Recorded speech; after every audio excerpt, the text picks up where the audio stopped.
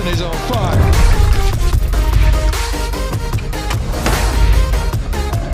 Another opportunity, really well taken, wonderful catch. Oh, that's brilliant. That is absolutely magnificent. What a brilliant catch from Critchley.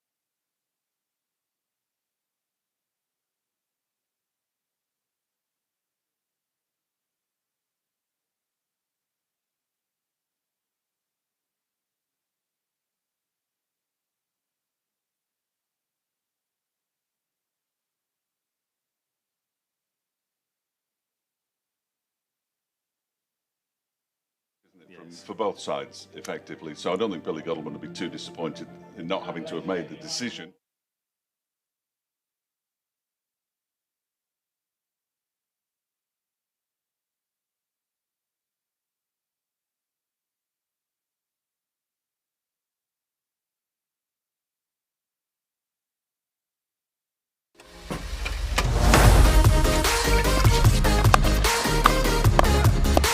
Is on fire.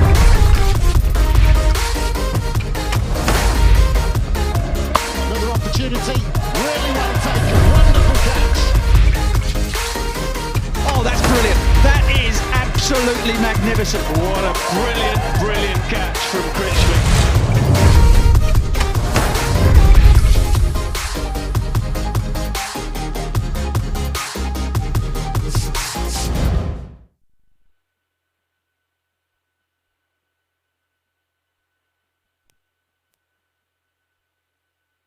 Two nights ago, and that is Mohammed Nabi, 36 years old, the president himself, Afghan all-rounder, the leading T20 all-rounder in the world, according to the rankings.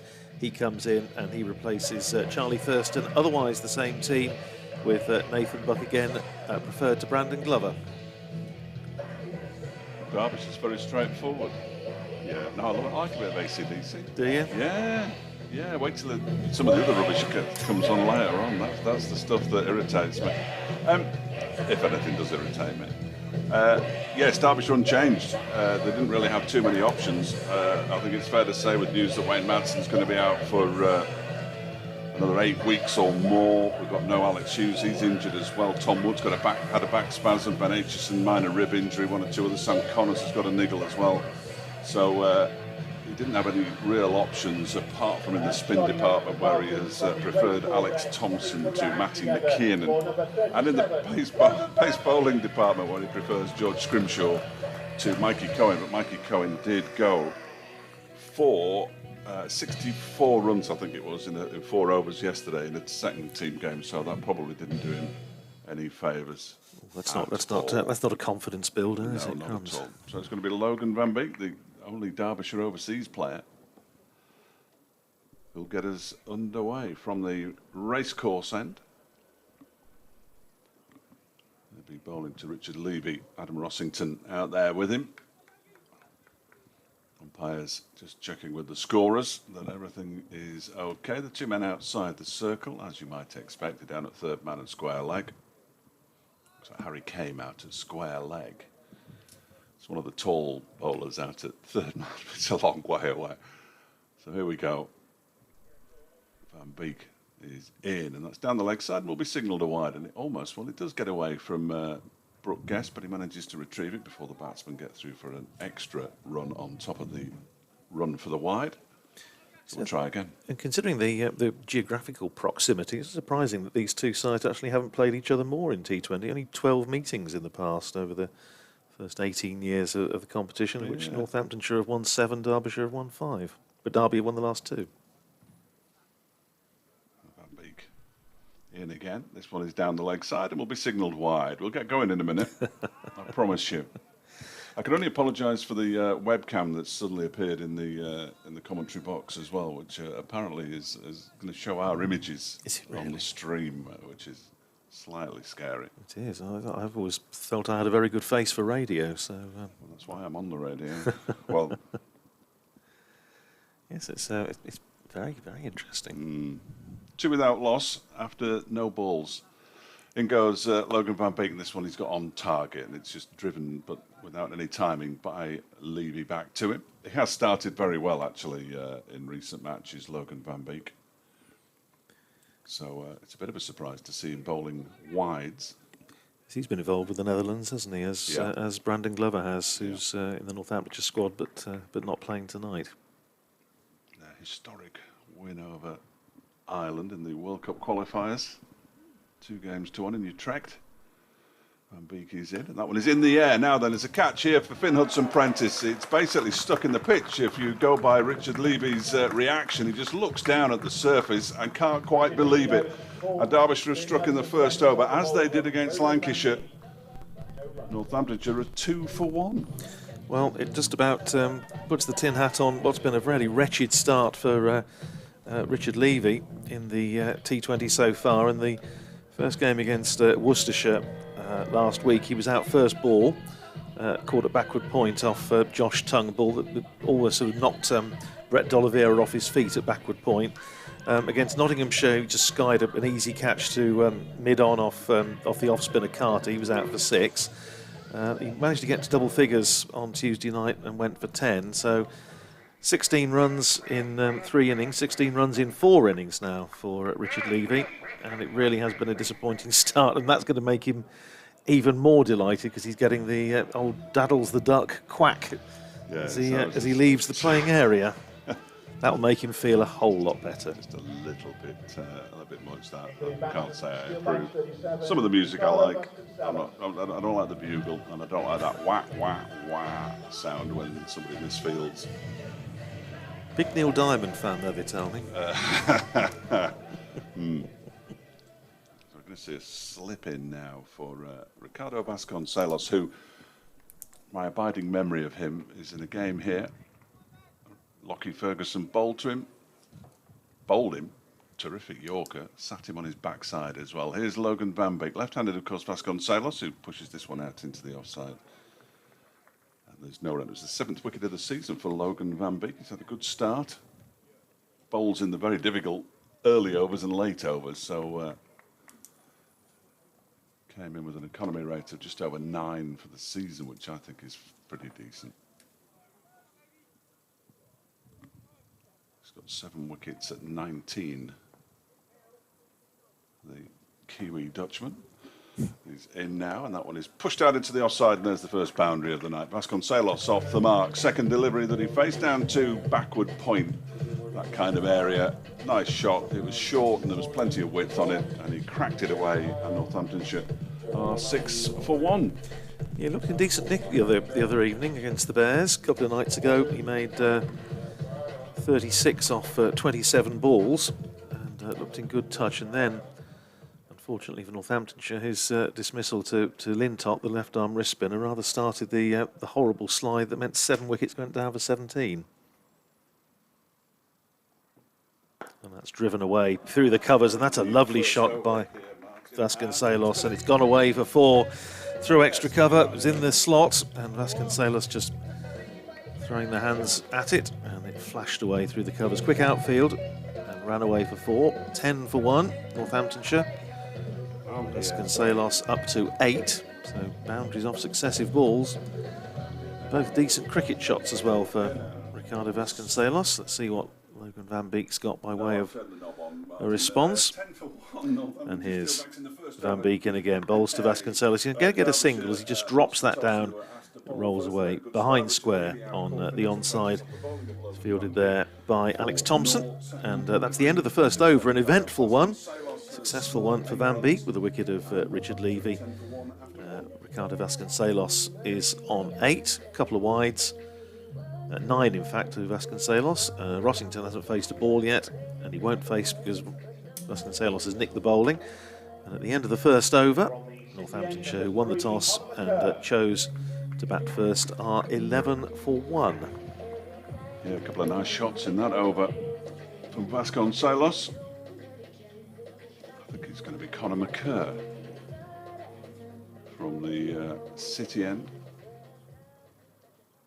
He didn't seem to have as much trouble as Richard Levy hitting the ball, did he? No. Here's McCurr in bowls, and that's run away down towards third man by Ricardo Vasconcelos. But there is, of course, a third man down there, as there often is, these power play overs. And it's Logan Van Beek who comes in off the boundary, sends in his return, and that's a single to Vasconcelos, who goes up to 10. And Northamptonshire 12 for 1. And at the risk of sounding, Dave, like a cracked record, even more so than usual, I think this whole business of the Northamptonshire top order, it's going to be interesting to see how this pans out in the next few overs. But Northamptonshire have just made an unfortunate habit, and this happened last year as well as this year, of losing 2 or 3 wickets in the power play. Can't do it. And just putting too much pressure on the others. Yeah. This ball is short, it's down the leg side, and there's an appeal for a catch, and Rossington goes. Adam Rossington trying to play that one away down the leg side from Conor McCurr. Short ball, and it looked to be a little bit of a deflection, and it could only really have come off the glove, possibly off the forearm, but the umpire says it's off the glove. And Rossington goes for naught, so both Northamptonshire's batsmen out for ducks. He's going to get the Daddles treatment as well. An early blow for McCurr, and Northamptonshire in trouble. 12 for 2 in the second over. Yeah, Conor McCurr, I was just going to say what a baptism of fire it had been on his return. There it goes. On his return to Derbyshire, he played yes, thank you. He played 2 games for Derbyshire, 2 championship games for Derbyshire in 2017 on loan from Surrey. Picked up 10 wickets at Northampton. Became the youngest Derbyshire player to get 10 wickets in a match for Derbyshire, and then was immediately recalled by Surrey and played in their first team for a bit, but he was injured last season and arrived on loan on Monday, straight to the side against Lancashire. Never played on this ground. His only other game was at Trent Bridge, and now he's picked up a wicket as well, so that will calm him right down, I'm sure. He'd be pleased with that. Conor McCurr, his first wicket back in a Derbyshire top. Well, Levy out for naught, Rossington out for naught. And once again, Northamptonshire lose early wickets. Here's McCurr bowling to the new batsman Wayne Parnell, who cuts that away to backward point, but can't beat the fielder there, who is Matt Critchley in there at backward point. There's a slip in, not surprisingly, for the new batsman, Wayne Parnell. Northamptonshire, I think I'm right in saying, have lost at least 2 wickets in the power play, and very often more than that, in every T20 match except the first one of last season against Worcestershire at New Road, when the then new opening pair of Levy and Sterling put on a lot of runs to virtually win a fairly low-scoring game down at New Road. Here's McCurr in again, bowls to Parnell, who drives out into the covers, and there's no run. Good stuff from McCurr. Yes, Worcestershire were only defending around 120, and I think they knocked off, I think from memory, put on over 100, so almost won the game. But since then, it's been a very, very similar story. As the old football manager said, it's déjà vu all over again. And Northamptonshire supporters are just starting to get a little weary of it. Anyway, here's McCurr in again, bowls to Parnell, who edges that away. Thick outside edge, goes down to third man, where Logan Van Beek will send in his return. Moral victory for McCurr. Not a tangible one on this occasion, but Parnell is off the mark. I love a moral victory, though, don't you? I love one. I've often said we should have a little column for those. Yes. There'd be thousands of them a season. You can have OMRW MV. 13 for 2. Northamptonshire. Parnell off the mark with a single. Vasconcelos not resting on his shoulders now. Still the slip in as McCurr comes in and bowls to him. He drives outside the off stump, doesn't make contact, goes through to Brookbest. End of a successful over for Conor McCurr, at the end of which Northamptonshire are 13 for 2. 2 gone. Vasconcelos is on 10. Parnell is on 1. Decent over from McCurr. He's a little unfortunate, I thought. He's never played, or he hadn't played until Tuesday night, a first team game of T20 cricket. Never played in the Blast for Surrey, and he went for 34 runs in 3 overs. And he seemed to be learning as he was going along, and he did sort of get better and better as his 3 overs went on, and clearly he's learned something and taken it into this game as well, because he is clearly a decent cricketer. He was a good cricketer as a youngster, and he'll be a decent cricketer now as well. He's on loan for the entirety of the T20, plus the 2 championship matches that we also played during the time that the T20 Blast is on, because it wouldn't be a competition without putting a 4-day game somewhere in between. Now this is a bit of a departure. We're going to see Alex Thompson, the off spinner, who normally, well, I think he was in on the 12th over. That's the first time he bowled against Lancashire. What's he going to do here against Wayne Parnell? He's got 1. Parnell pushes this one out into the offside, where it's fielded by Harry Kame. We had great fun with when he signed his 2.5-year contract on the eve of the Euros. I can imagine, yeah, yes. Yeah. Captain in England and opening the batting for Derbyshire. Spelt completely differently. Here is Thompson in again, and that one is pushed back to him by Parnell, just slightly into the leg side. There's 2 men out of the circle, 1 out on the mid-wicket boundary. That's Logan Van Beek, and Matt Critchley's down on the long-on boundary, as you might expect for the off-spinner, who's got a very upright action, and again, back into his crease goes Parnell, and again he pushes it out, this time into the offside, where Lewis Rees does the fielding. So good over so far. We've said that a few times about Derbyshire overs, so we won't count any chickens just yet, but a very good start to this over from Alex Thompson. This time he's lifted out into the offside. I'm not sure he's going to have the legs to get, you said he's going to have the legs to get to the boundary, out to the cover boundary. He was just eyeing him up, was Wayne Parnell. I think he's off the mark. Well, he's not off the mark, but he's off the mark in terms of boundaries. He moves on to 5, and Northamptonshire Steelbacks to 17 for 2 in the third over. And that'll change. It hasn't changed his field, although Lewis Rees looked to be going back to the edge of the circle and now has gone about 10 yards inside it. This one's darted in a bit, as off-spinners tend to do after they've been hit for a boundary and they get through for a single. That was darted in on leg stump, in fact probably slightly outside leg stump. They get through for a comfortable single to Lewis Deploy, and the backward square leg on the 30-yard circle. I do feel for fielders fielding in those particular positions, there is a ring of fielders on the offside, but only Deploy close-ish in on the leg side as Vasconcelos clips this one up towards long on. In comes Matt Critchley to do the fielding, throws the ball back into Brookguest, and despite that boundary, it was a pretty decent over from Alex Thompson. 7 runs came from it, 20 for 2 after 3, unless they've already added it on, which they already have. So 6 runs came off it, and it's 19 for 2 on the scoreboard for the first time this evening, but almost certainly not the last. Has done me. I was blaming we had a few scoreboard issues at Northampton. I was blaming the heat, the unaccustomed heat at Northampton. Sometimes they put it on really quickly, and other times you look at your computer and think, well, they don't tally. Now, the good thing about this, though, at least you don't get it interruption for animations, which is very irritating. Here's Conor McCurr starting another over, having bowled the first one. He's been given another one, and he slips one past the outside edge. Good ball. It was a defensive stroke from Vasconcelos.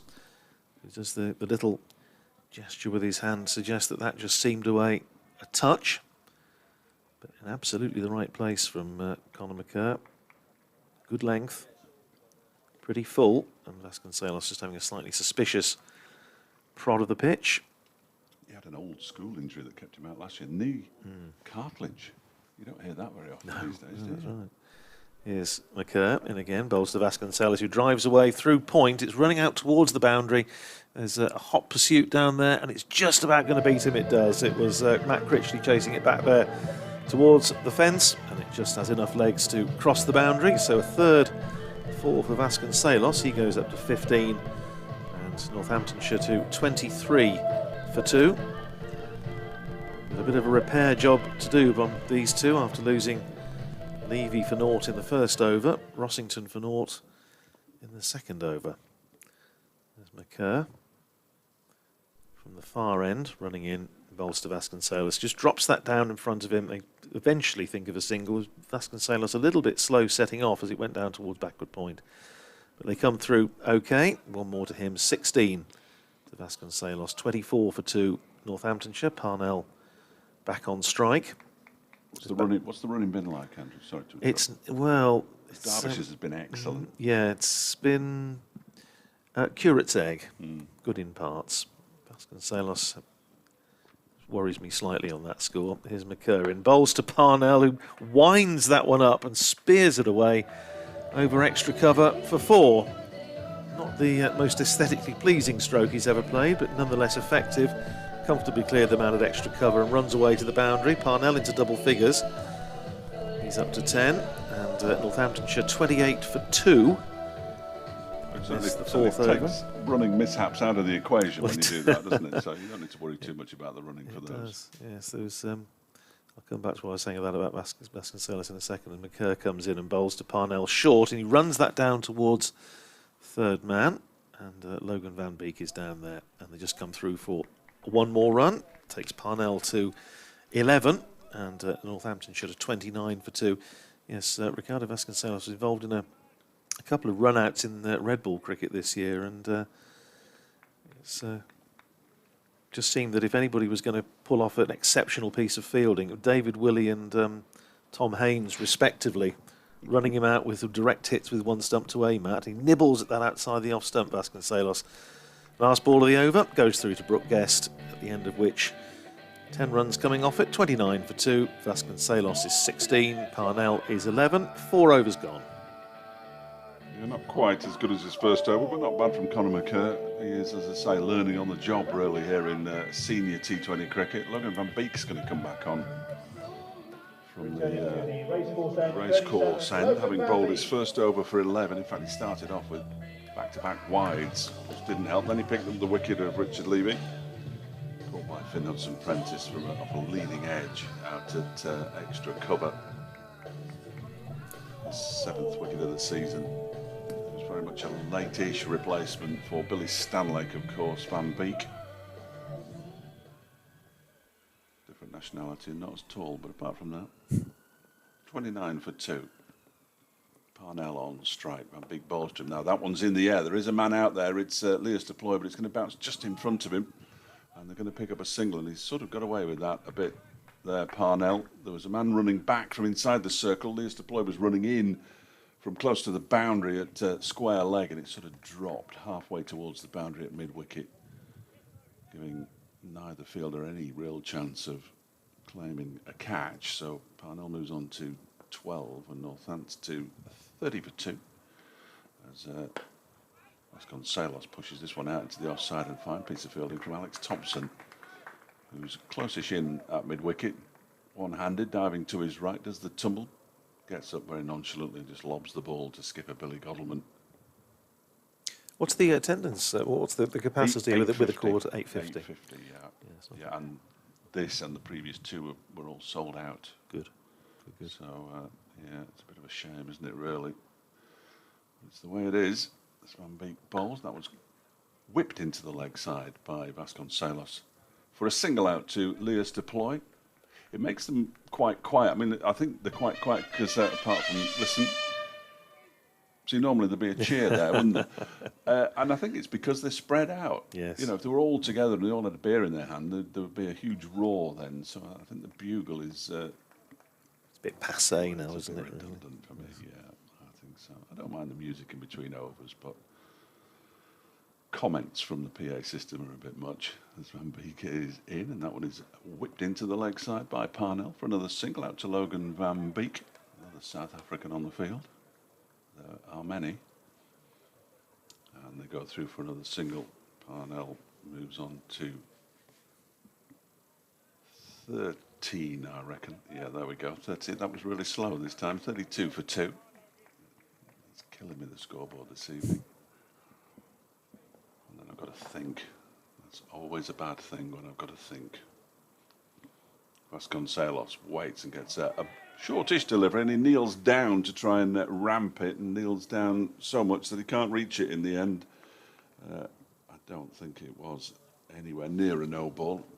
He's not the tallest man you've ever seen, Ricardo Vasconcelos, but this is true. When he's on his knees, he's even smaller. There was a very nice interchange between him and Lockie Ferguson, who put him on his backside, and we went round to do the interviews. They were having a chat. I think they both enjoyed it, really. Van Beek is in, and this one is pushed into the offside. It's not timed. Harry Kane comes in to do the fielding. And Logan Van Beek completes his second over for the cost of just 4 runs. That's a bit more like it. 5 gone, 33 for 2. The Northamptonshire Steelbacks, having lost Richard Levy and Adam Rossington, both without scoring. So these two, Vasconcelos on 18 and Parnell on 13, doing a reasonable rebuild job at the moment, but it does mean that they can't go full throttle in the power play, which is always a bit of a problem. It's going to be Finn Hudson-Prentice to bowl the 6th over from the far end. Yeah, I asked about the attendance. I think the Northamptonshire have been able to get just a few more in with the quarter capacity, but we're just talking to Northamptonshire chairman Gavin Warren at the cricket show on BBC Radio Northampton just before we came on air for the commentary, and I was asking him about what's likely to happen after the July the 19th if that comes to pass, and the 50 over cup. It's Hudson-Prentice bowling his first ball to Vasconcelos, who runs that away down to third man, and the short third man is in the ring, and so he gets 4 runs. Hudson-Prentice bowling round the wicket. Vasconcelos just opening the face and running that down for 4. He goes to 22, and Northamptonshire to 37 for 2. And he was saying basically anybody that tells you that they know what's going to happen with a 50-over cup in terms of ground capacity is lying, because nobody knows. No, they can't do, can we? Here's Hudson Prentice in again. Bowls to Vasconcelos short, and he pulls that away and just picks out the man at deep backward square. That's Harry Kane, and so he comes through for a single, and I suspect Vasconcelos will be slightly frustrated that he didn't get more than a single for that, because it was a short ball and he was in position and just managed to find the man down on the deep backward square leg boundary. One more to Vasconcelos, he's 23. This is the last over, of course, of the power play, 38 for 2. And Parnell on strike. That's driven up to extra cover. They're going to come through for a single, extra cover just on the edge of the 30-yard circle. And they're able to come through for a single. Good bit of backing up by George Scrimshaw. Keeps it to 1, 13 to Parnell. And Northamptonshire up to 39 for 2. Yes, it's a unfortunate bit of timing in that they're talking about July the 19th, and of course the last round of group matches in the Blast is on the 18th. He's Hudson Prentice again round the wicket, bowls to Vasconcelos, who picks it up out to deep mid-wicket. They come through for another single. One more on the total. We've already lost 2/3 of the Chesterfield Festival, which Yes, is coming here because the 2 games are before that, July the 19th date, the 4-day game against Essex and the T20 against Yorkshire. They are hoping that the August Royal London game against Yorkshire can be played up there, but again, that really depends, and nobody has a crystal ball, sadly. No, well, one would like to think so. It's a wonderful venue, Queen's Park. Hudson Prentice in again, bowling this time to Parnell, and bowls him in style. Middle stump knocked clean out of the ground. Pitched it up. Swing and a miss from Wayne Parnell. Middle stump goes for a walk, and Parnell goes for 14. And for the 3rd time this evening, a Derbyshire bowler has struck in his first over, and Northamptonshire are 40 for 3. Yeah, he's got something about him as Finn Hudson Prentice. He's not express pace, and when he bats, he's not the dynamic batsman, but he's a good little all-rounder, and he has been bowling in the power play on a consistent basis this season, and he's picked up his wickets as well. That one is his 5th of the season. It can be a little expensive, but if he picks up wickets, then I'm sure the Derbyshire faithful will let that go. He's a popular character, and when he takes pace off, my word, there's very little pace on the ball, I can tell you. Well, that was just fast, well, brisk, shall we say, full and straight. And as the late great Brian Statham used to say, they miss, I hit. And middle stump knocked clean out of the ground. Parnell goes for 14, 40 for 3. Rob Keogh comes to the crease. He's been in decent form in all forms this year. He's now again facing an innings that's made a stuttering start, and he's edged and he's gone first ball. Outside the off stump, he just fended at it. It went low to slip. Matt Critchley took the catch. Keogh goes first ball. Daddles the duck does his job again.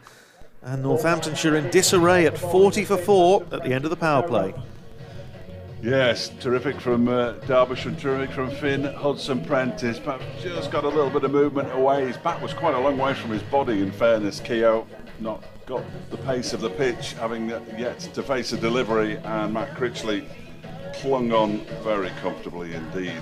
Just been put in at slip for the new batsman, and Matt Critchley's reward for taking the catch will be to bowl the first over outside the power play, and Finn Hudson Prentice, when he returns, and I'll almost certainly forget, he'll be on a hat-trick. Yes, that's right. I've got no chance of remembering that. Absolutely no chance. Well, the Northamptonshire's power play woes, again, are compounded. First game, 36 for 1 against Worcestershire, which wasn't too bad. 53 for 1 against Nottinghamshire, but chasing over 200. 57 for 3 Northamptonshire were at the end of the power play there. They were 38 for 2 against the Bears the other night, and 40 for 4 here. So the power play just isn't working for Northamptonshire so far, and you said about a huge amount resting on Ricardo Vasconcelos' shoulders, and even more so now. Safe Zaid, the new man in. Yeah, maybe at the on strikers then, Zabe. Vasconcelos, 24 from 18 deliveries. First ball of Matt Critchley's first over, the first one outside the power play. He sweeps it, but it's well fielded there by the man at sort of fine leg-ish on the edge of the 30-yard circle. You know the position. Lewis Rees with the fielding. It was a dot ball, 40 for 4. And this one is, oh, I'll tell you what, he goes back into his stumps and just about gets his bat down in time. He was basically showing the umpire both pads and saying, if this hits, you can send me on my way. French cricket. Unbelievable. He waits now, and this time he's hit on the pad, and there's an appeal from the crowd. Nothing from Matt Critchley. In comes Thompson, swoops on the ball. 3 dots to begin his spell here, Matt Critchley, who is a fine, fine young cricketer. Tosses himself a catch. Look at that beer mat sticking out the back of his trousers, and this one's turned into the leg side. Let's hope he doesn't need to use it this evening as Logan Van Beek comes in and does the fielding. They get through for a single, so safe Zabe will be on strike. Vasconcelos moves up to 25. And Northamptonshire Steelbacks to 41 for 4. Zabe left-handed, which won't necessarily please Matt Critchley, as is Vasconcelos, of course. But these things are sent to triers, and that one is off an edge down to short third man. And it's a dot ball. Terrific opening over from Matt Critchley, no matter what happens to this final delivery, so I'm fairly safe. Can't tell you the number of times I said they've got to get out of the over here, and he has got out of the over. Well, it's a single. He couldn't quite field it in his follow-through, and he's slightly annoyed with himself because he's a fine fielder and a fine fielder off his own bowling, but just 2 runs off that first Matt Critchley over. Excellent effort for the first one outside the power play. Northamptonshire 42 for 4. Yeah, saying that, Rob, Keogh's been in good form in all formats. He batted beautifully in the Nottinghamshire match, the long chase, albeit an unavailing one in the end, and they went off in search of 215 at Northampton on Sunday. But in fact, in the last 2 matches, he was out second ball on Tuesday night and first ball tonight. So it can happen. Yes, these things just dry up a little bit, and it's going to be Alex Thompson on loan, I think, still on loan from Warwickshire. Yes, yeah. I think he's on loan from Birmingham in the T20 and then Warwickshire in the Championship. But it's the same place, isn't it? And I did call them Warwickshire a few times on the weekend. Yes, it's a hard. Well, that's what they are. It's a hard habit to break. Here's Alex Thompson. Anyway. He's going to be bowling round the wicket to one of the 2 left-handers at the moment. In this case, Saif Zabe, who nudges that away to short, fine leg. A man on the 45, where it's fielded by George Scrimshaw. They come through for a single, 1 more to Zabe, and he's up to 2, and Northamptonshire to 43 for 4. Vasconcelos just checking his guard with umpire Paul Pollard before Thompson, the off-spinner, comes round the wicket, bowls to Vasconcelos, just plays it up towards mid-wicket. They might possibly have thought about a second, but in the circumstances probably best not to. And they just settle for 1. 1 more to Vasconcelos, 26 to him, and Northamptonshire 44 for 4. 3 ducks already tonight. Here's Thompson again, bowls to Zabe, who's right back on his stumps, punches it up on the onside, and well fielded off his own bowling by Alex Thompson. Good ripple of applause from the spectators in this evening. Had to dig out the woolies and the cagoules tonight, I think. It's very much cooler than it has been the last few nights. Here's Thompson in again, and that's again just short of a length, and Zabe nudges it into the onside. Thompson again runs after it to complete the fielding, but they're able to come through for 1. Takes Zabe to 3, and Northamptonshire up to 45 for 4. A little bit of breeze just swaying the trees at the far end of the ground. Fortunately, looks a little bit. The skies look a little less threatening than they did about an hour ago. Here's Thompson in again. Bowls to Vasconcelos short, and Vasconcelos pulls it, and it's just about going to be fielded. There's 2 men back on the boundary on the onside. And they converge, and between them they get the ball back in, and they come through for a couple of runs. And it takes Vasconcelos up to 28, and Northamptonshire to 47 for 4. Once again, the bugle fails to elicit a response from anywhere on the ground. Here's Thompson in again, bowls to Vasconcelos, and he's flicked that up in the air, and it's just lobbed tantalisingly over Thompson's head. It's a miscued stroke, and I think for a moment Thompson might have thought he was in business for a return catch. It just looped over his head, and that's a single to end the over. Vasconcelos on 29, Zabe is 3, and at the end of 8 overs, Northamptonshire 48 for 4. He's done all right. Thompson 0 for 11 from 2 overs. Matt Critchley is going to continue from the race course end. I'm just slightly distracted because I may have an update imminently, but I am listening. You're in demand, Dave, that's the thing. Always. I know, because they played the Test match special music, so it's a good warning. It's a good warning. Oh, and there it is. So here's Matt Critchley coming into bowl again to Vasconcelos, who cracks that away off the back foot into the covers. It's fielded by Lewis Rees, stopped by Lewis Rees, and doesn't pick it up cleanly. So they're able to come through for a single. Takes Vasconcelos to 29, and Northamptonshire up to 49 for 4. And batsmen just having a quick chat before they go back to their respective ends. Critchley again bowls short to Zabe, who pulls, and he's going to get just a single as it goes out to man coming in off the deep mid-wicket boundary. And it's one more to Zabe, brings the 50 up for Northamptonshire in the 9th over, but 4 wickets down. Critchley already back at the end of his mark, bowls to Vasconcelos, who clips that one up again to deep mid-wicket. So Logan Van Beek's having a busy evening out there, but they come through for another single, 31 to Vasconcelos, 51 for 4. Northamptonshire, but Derbyshire right on top here at the moment. Here's Critchley in again, bowls to Zabe, and he's bowled him. He aimed a rather speculative sweep, missed, and the ball just clipping off stump, and Zabe goes, and that's the 5th wicket out for Northamptonshire. He's bowled by Matt Critchley for 4, and Northamptonshire have lost half their side, 51 for 5, and we're in the 9th over. We're going to see one of those games tonight, which, because Northamptonshire really now have to eke out as many runs as they possibly can. I'm not diminishing Mohamed Nabi, who's going to come in next, or even Tom Taylor, who's a very fine cricketer, as we all know here at the county ground, but they can take few risks, if any, from here on in, and Derbyshire are well on top, as Andrew said.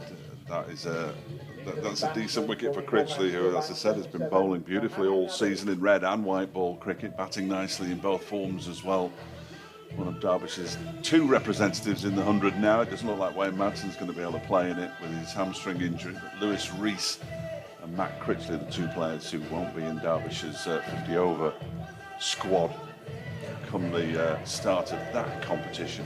Is it Mohamed Nabi? It is Mohamed Nabi, in rather earlier, I suspect, than he would have been anticipating. Yes, only just out of quarantine, bless him. Yes, he's had the delights of however many nights it is in a hotel at Heathrow Airport. Oh, lovely, lovely. Apparently walked onto the pitch when everybody was warming up, straight to a Derbyshire coach, took the ball off him and just tossed a few down and went off again. That was it. He'll get used to his new team sooner or later. Well, here he is going to be facing his first ball in Northamptonshire colours. Critchley comes in, bowls to him, and he just goes on the back foot, plays it out to backward point. And there's no run. Rather fetching, very bright blue boots, Mohamed Nabi. Nice. Almost luminous. You certainly probably see those at Trent Bridge. And just a change in the field. And deep backward square now on the boundary, and a man in at 45 saving 1 as Critchley bowls to Nabi, pushes it out of the offside. And once again, there's no run. End of another successful over for Matt Critchley, and a very good one as well. The end of it, just 3 runs off it and a wicket, 51 for 5. Vasconcelos, who had to come in the first over, is still there on 31. And Mohamed Nabi, having faced 2 balls, is yet to get off the mark in Northamptonshire colours. As you say, Dave, it's just a question of Northamptonshire trying to give the bowlers something to bowl at now. And Mohamed Nabi is more than capable. As we all know, he's very much the gun for hire these days, isn't he? In white ball cricket, but he was the first Afghan player that signed in the IPL. Back in the day, he's played for the Renegades and the Strikers down in Australia's Big Bash. He's played in all the big 20-over tournaments, as well as playing in this country. And a spell at Leicestershire from memory. Derbyshire would have come across him there, I think. Kent as well, I think, Kent, didn't he? Yeah. It's George Scrimshaw, everybody. Bowling from the city end, and he bowls to Vasconcelos, who tries to turn this into the leg side. Just about manages to do it, probably off a thigh pad, though, and Scrimshaw fields at the end of his follow-through. So Scrimshaw bowling his first over of the match in over number 10. He bowled 1 over against Lancashire. He went for 15 and we never saw him again. There have been some peculiar bowling changes over the course of this season. Use of bowlers, at least, rather than changes. Scrimshaw over the wicket to Vasconcelos, just turns it into the leg side. He'll have to do the fielding himself. He suddenly realises that, and they get through for a comfortable single.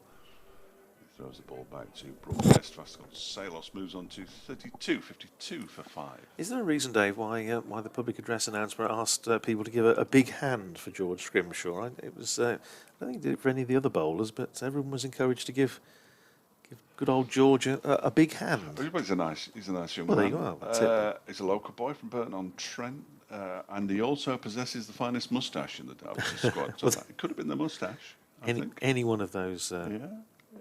No, I have no idea. He's a law unto himself, the PA man.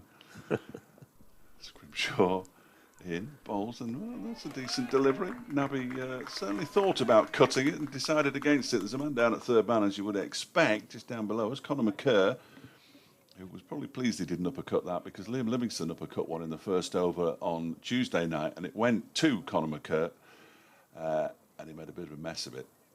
So just imagine what was going through his mind. Now, I'll be all right. First game, I'll be all right. He's thinking about his first game back at Derby and his first game at Derby.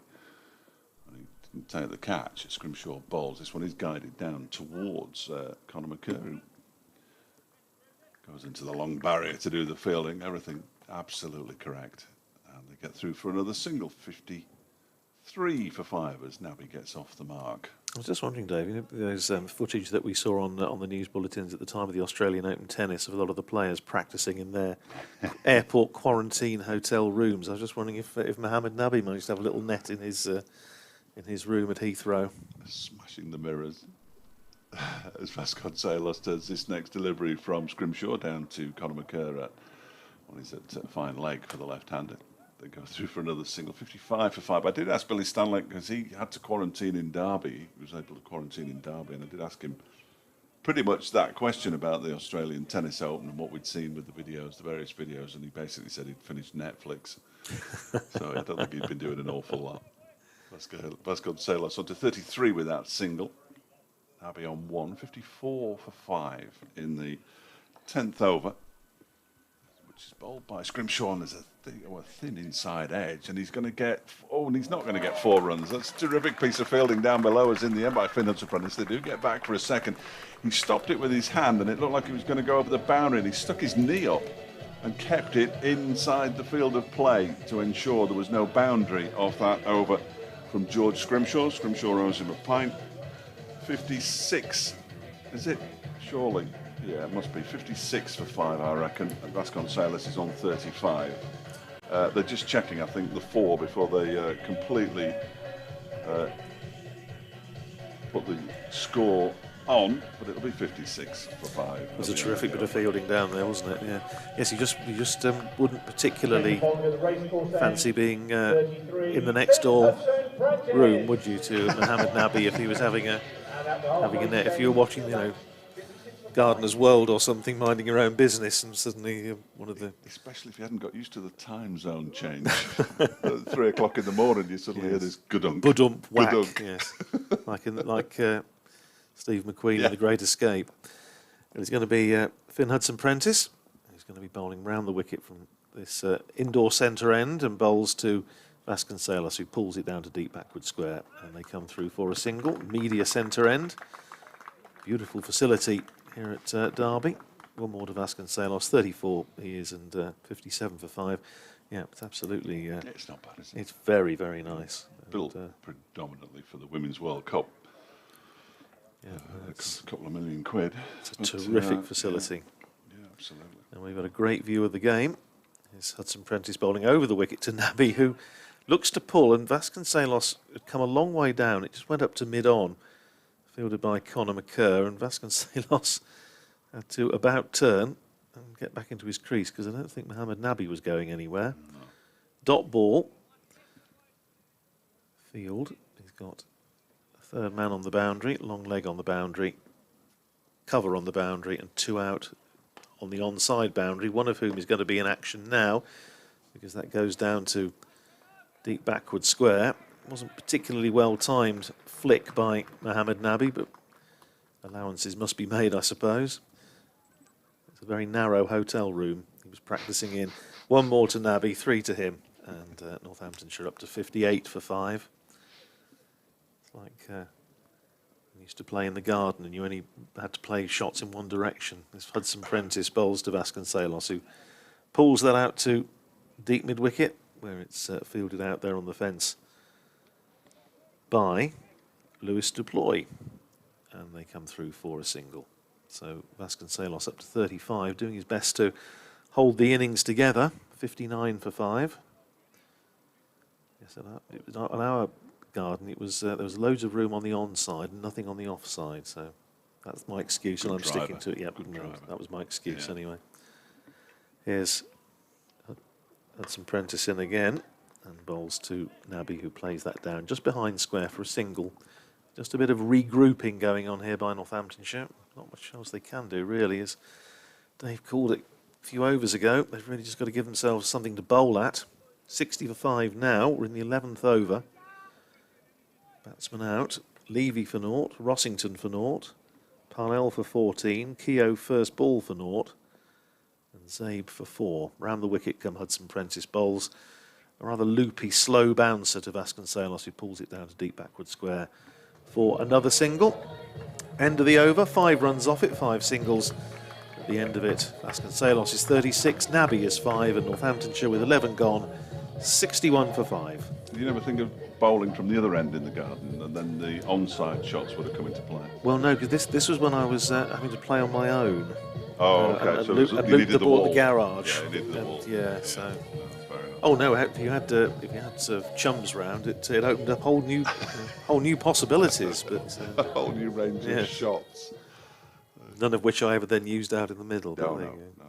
George Grimshaw, I'm delighted to say, is going to get a second over from the City end, and he's bowled a bouncer that's going to be a no ball. Oh, it isn't going to be a no ball. Wow, that looked like a no ball to me. But the 2 umpires have agreed that it's just 1 for the over. I'm not sure whether Vasconcelos could have hit that if he could take his step ladders out with him. He doesn't look terribly impressed with that call, does he? Well, I can't say I blame him, in all honesty, but fair play. I do agree that the bowlers don't have much leeway with the leg side wides and the bounces and all the rest of it. So very true. I like to see them get away with 1 every now and again. 61 for 5 it remains. Vasconcelos waits and flicks this into the leg side. A couple of bounces straight to Harry Kane. And they go through for another single. Vasconcelos moves on to 37. Jonathan Doidge has got a rare night off. When he's listening, I'm going to have you along, Doidge. We'll be up with you on Sunday. Yorkshire against Derbyshire. We'll be able to watch it rain. Bring the Scrabble. The forecast is appalling at this early stage, which will save Yorkshire, of course. As Nabi waits and makes room for himself by stepping into the leg side before swatting it out to Kame on the cover boundary, and they go through for another single. 63 for 5. Yes, I think it was our colleague Phil Rowe, Northampton's former assistant coach, who's often shares commentary on BBC Radio Northampton, described the schedule as brutal, and I think that's about right. It really is. I noticed on the Derbyshire social media thing today, it's something about the grind continuing. I was surprised they called it a grind. I must admit, for the club to call it a grind that one strikes the pad of Vasconcelos. They get through for a leg by, trying to flick it away into the leg side, dribbled out into the off. Chris Coles, who does our show between 6 and 7, did say to me, they seem to be, the games come thick and fast in T20 cricket at the best of times, but it just seems to be a bit more hectic this year, and it does. It seems slightly thicker and slightly faster to me. I'm trying to cram it in before the start of another competition. I have no idea what that might be. It's the Royal London 50 over competition, of course, that follows this. Scrimshaw is in, and that one is guided by Nabi down to third man. Conor McCurr does the fielding. Another single to the total, 65 for 5. It's sort of T20 cricket, but not in the conventional way at the moment. They're out there in the coloured clothes. We've got the fielding restrictions, but the 5 next to the wickets column is means that Northamptonshire have to be a little circumspect about the way they're going about this. They've got to get to 3 figures as a minimum requirement, and anywhere above 120, 130. As that one is edged down the leg side off hip, I think. Yeah, off hip. Brooke Guest does well to stop it in the end, diving away to his right-hand side. 65 for 5. That is the end of the over. In fact, another good over. That one cost just 4 runs for George Scrimshaw, who's being called by his nickname of Scrimmy now by the PA man, who's obviously got a bit of a crush on him, I think. Well, he just told us it was a good over, and so it was. And called him Scrimmy. Yes, well, there you are. I haven't called him that yet. Yes, we've got Northamptonshire at Worcester tomorrow night. So going from here down to New Road tomorrow, then Leicestershire at home on Sunday, and then we're up to Durham next week. So it's a good old hike. It's going to be Matt Critchley, who's bowled beautifully so far. He's going to bowl his 3rd over. 6 have bowled 2 so far. Here's Critchley coming in, bowling to Nabi, who just rocks onto the back foot, plays it out on the offside, and gets a single into the covers. Fielded there by Alex Thompson. And 1 more onto the total, 1 more to Nabi, who's being very cautious so far, but with every justification. He goes up to 8, and Northamptonshire to 66 for 5. Here's Critchley in again over the wicket, bowling his leg spin, and that's paddled out into the onside by Vasconcelos, out to deep mid-wicket where Van Beek fields, and they come through for another single. 38 to Vasconcelos. Northamptonshire up to 67 for 5. 3 saving the 1 on the offside, and 1 on the 45 on the onside. And Nabi finally decides to open his shoulders and thumps that for 6 over long on.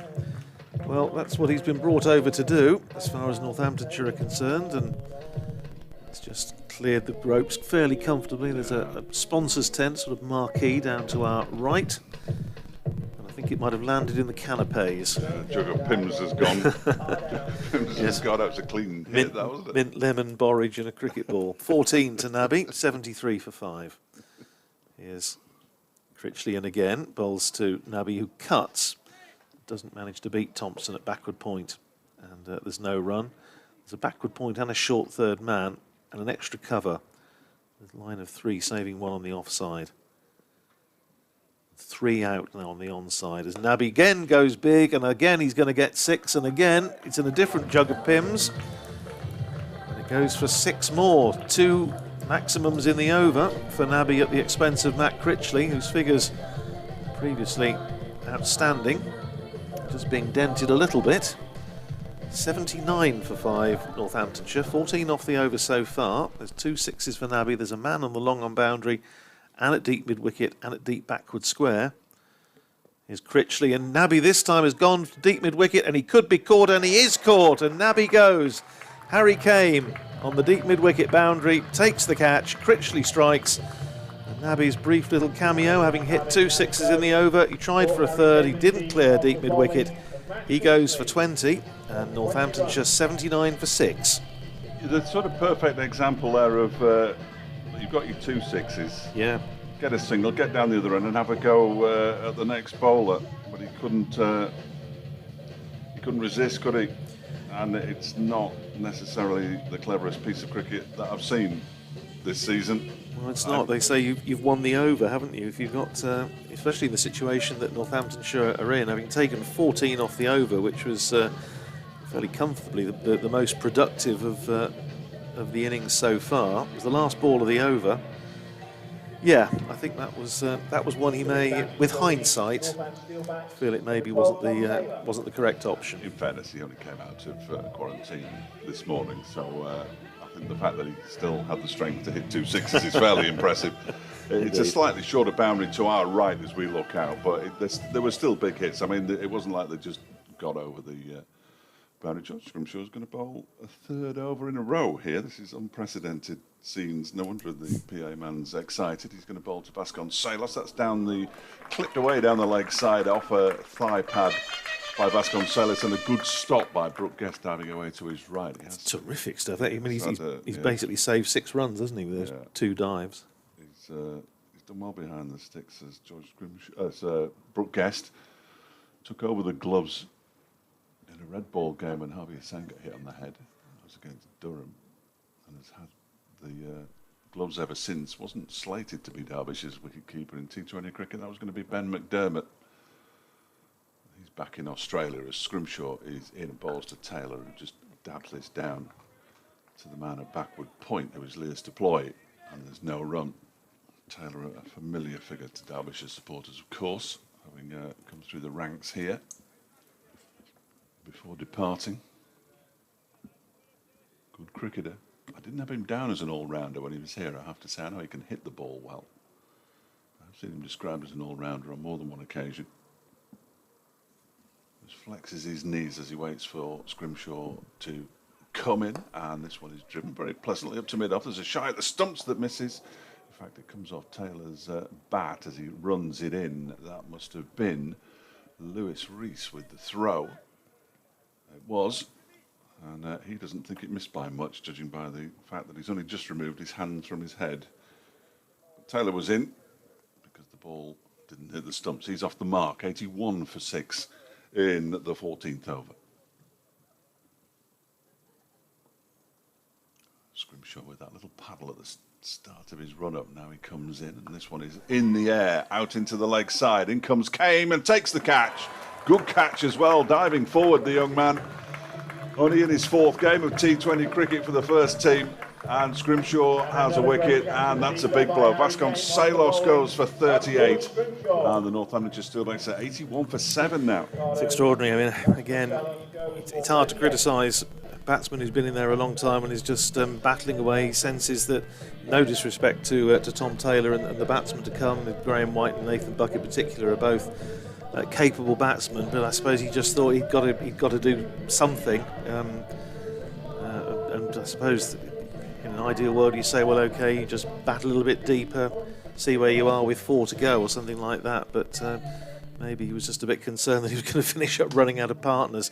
It's difficult to be too critical. Nevertheless, well bowled George Scrimshaw, because it got a little bit big on him, didn't it? And yeah. he wasn't able to control the stroke, and it was a very good catch again by Harry Kane. It was just dying on him, and he took it really well.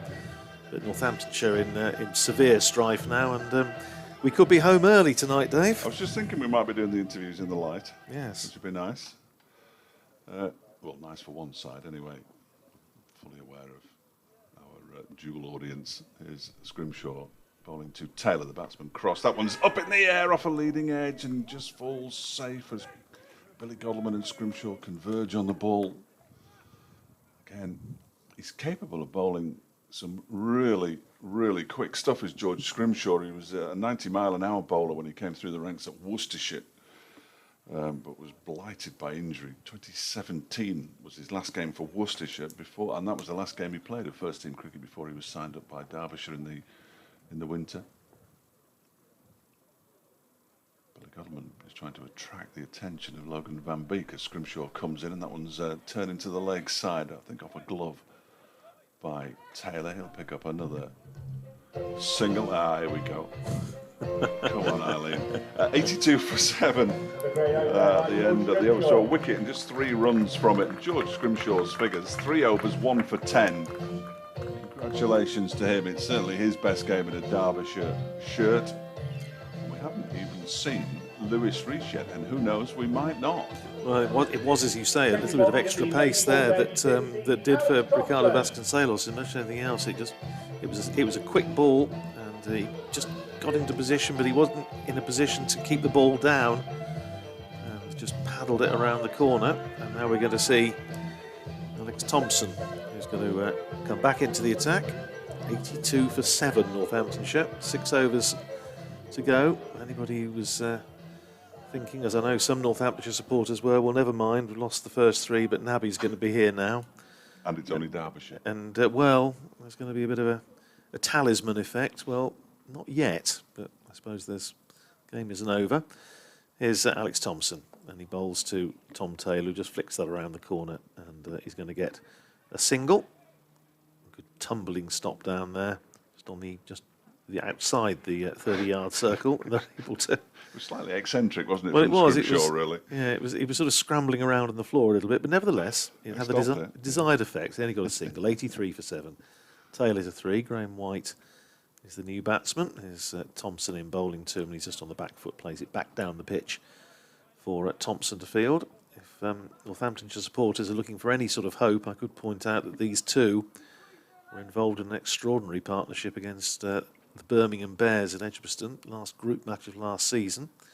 There's Thompson in, bowls to White, who paddles that away, goes for the ramp. It's running down towards the boundary, and they're going to pick up a couple. Two fielders converge on it, almost behind the wicket-keeper. They come through for 2 to White, and Northamptonshire up to 85 for 7, when Northamptonshire looked to be completely out of the reckoning, and they somehow managed to bash the last 60 or 70 runs. Thompson again bowling to White, who plays that back down the pitch. Dot ball, Thompson himself fields, and they managed to get the win and go through to the quarter-finals as a result. Game that Northamptonshire really had no right to win. Then went to the quarter-finals and made a real hash of it down at Bristol. Reverse sweep from Graham White. That's running out towards the boundary. That is going to be 4 when it crosses the rope down there in front of the seating at the far end. 4 to White, 6 to him, 89 for 7. 34 years old now, of course, Graham White. He's just become, as of Tuesday night, Northamptonshires' 3rd highest wicket taker in T20 cricket, and was awarded his county cap last week. Having been around, well, come on to the. Been there forever. Well, yes, it's a long career. There's Thompson in bowls, and he just dropped that one up in the air, and it's looped off the pad. Brooke Guest is appealing for a catch, but not out, says the umpire. It's a good take, anyway. One hand, very nonchalant. End of the over. White is 6, Taylor is 3, and Northamptonshire 89 for 7 with 5 overs to go.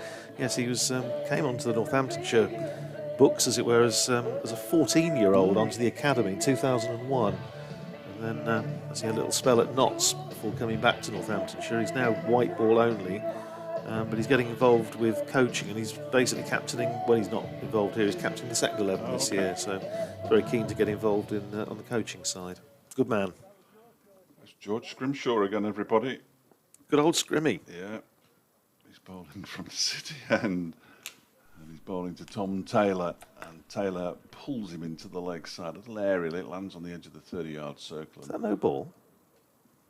It is a no ball. You're absolutely right. Good spot. That's not good. Free hit then. They'll be able to change the field because the batsman went through for a single. It's the first no ball of the night, and there is the free hit signalled by our umpires. I don't think I've looked to see our umpires. I think Paul Pollard and Neil Pratt. Neil Pratt, yeah.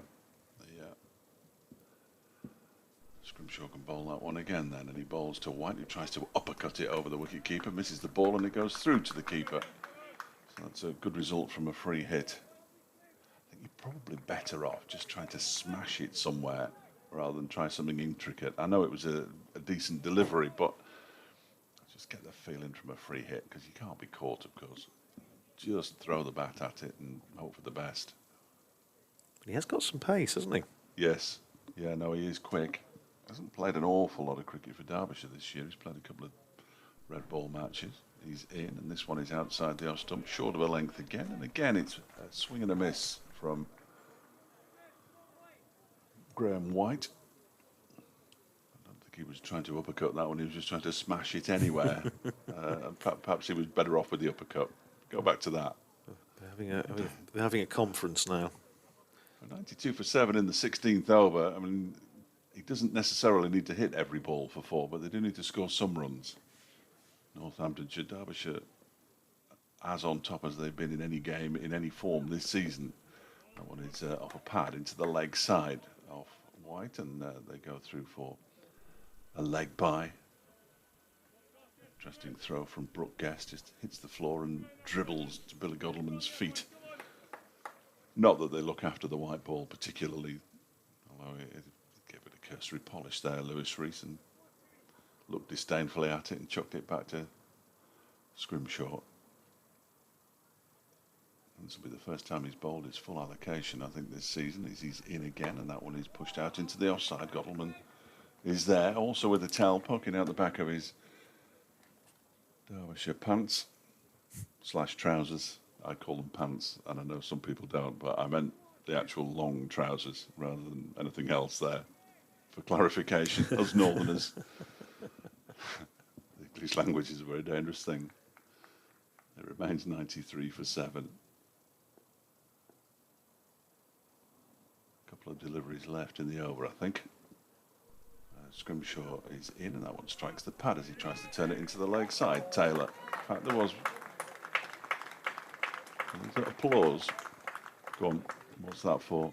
A dot ball, or did everybody think it was the end of the over? I think everybody thought it was the end of the over and the end of his spell. And they were just of course, yes. Well, it'd be a terrific spell if you just can burst into a spontaneous chorus of "We love you, Scrimmy, we do." Well, we'll leave that to the PA man. Or similar. Yeah, I'm sure he will. 4 overs, or 3 overs and 5 balls. 1 for 13. He's in now, and a play in the middle. Well, it wasn't a play in the miss, it was a play in the bottom edge that goes down into the ground and through to Brooke Guest. And that's a terrific effort, 1 for 13, as you can hear in the background. 4 runs off that over, 93 for 7 at the end of it. 4 to Taylor, 6 to White, but 1 for 13 for George Scrimshaw from his 4 overs, and well bowled him. That's been a terrific stint from George Scrimshaw, absolutely first rate. 4 overs, 1 for 13. And it's going to be Finn Hudson-Prentice who's going to bowl the 17th over. He's sent down a couple so far, so he's going to be bowling his 3rd over. Plenty of options, of course, for Billy Godleman. It's 7 bowlers used already this evening. Van Beek, McCurr, Thompson, Hudson-Prentice, Critchley, Thompson and Scrimshaw. Scrimshaw's bowled out.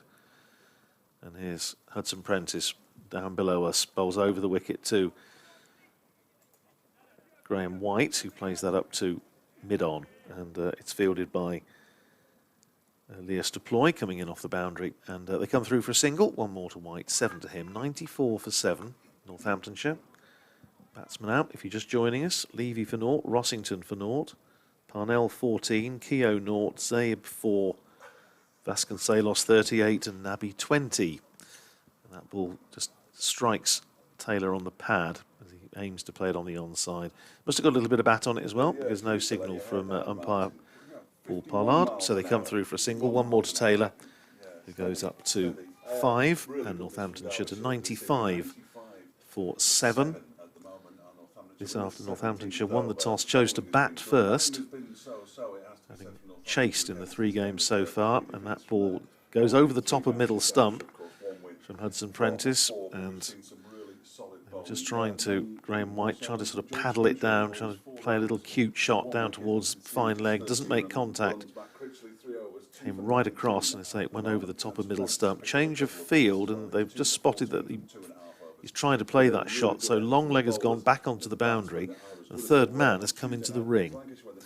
Here's Hudson-Prentice again, bowls outside the off stump, good slower ball, just bowled it into the pitch, took all the pace off it, it looped over the stumps, and Graham White unable to make contact. Hudson-Prentice nipping back to his mark quite quickly. Time is, 4 or 5 minutes past 8. I think they're going to be okay. This is the 17th over. Here's Hudson-Prentice in, and that's swung away by White, who's finally got hold of one, and it's gone first bounce for 4. Landed about 2 yards in from the boundary, in front of the small stand in front of the hotel.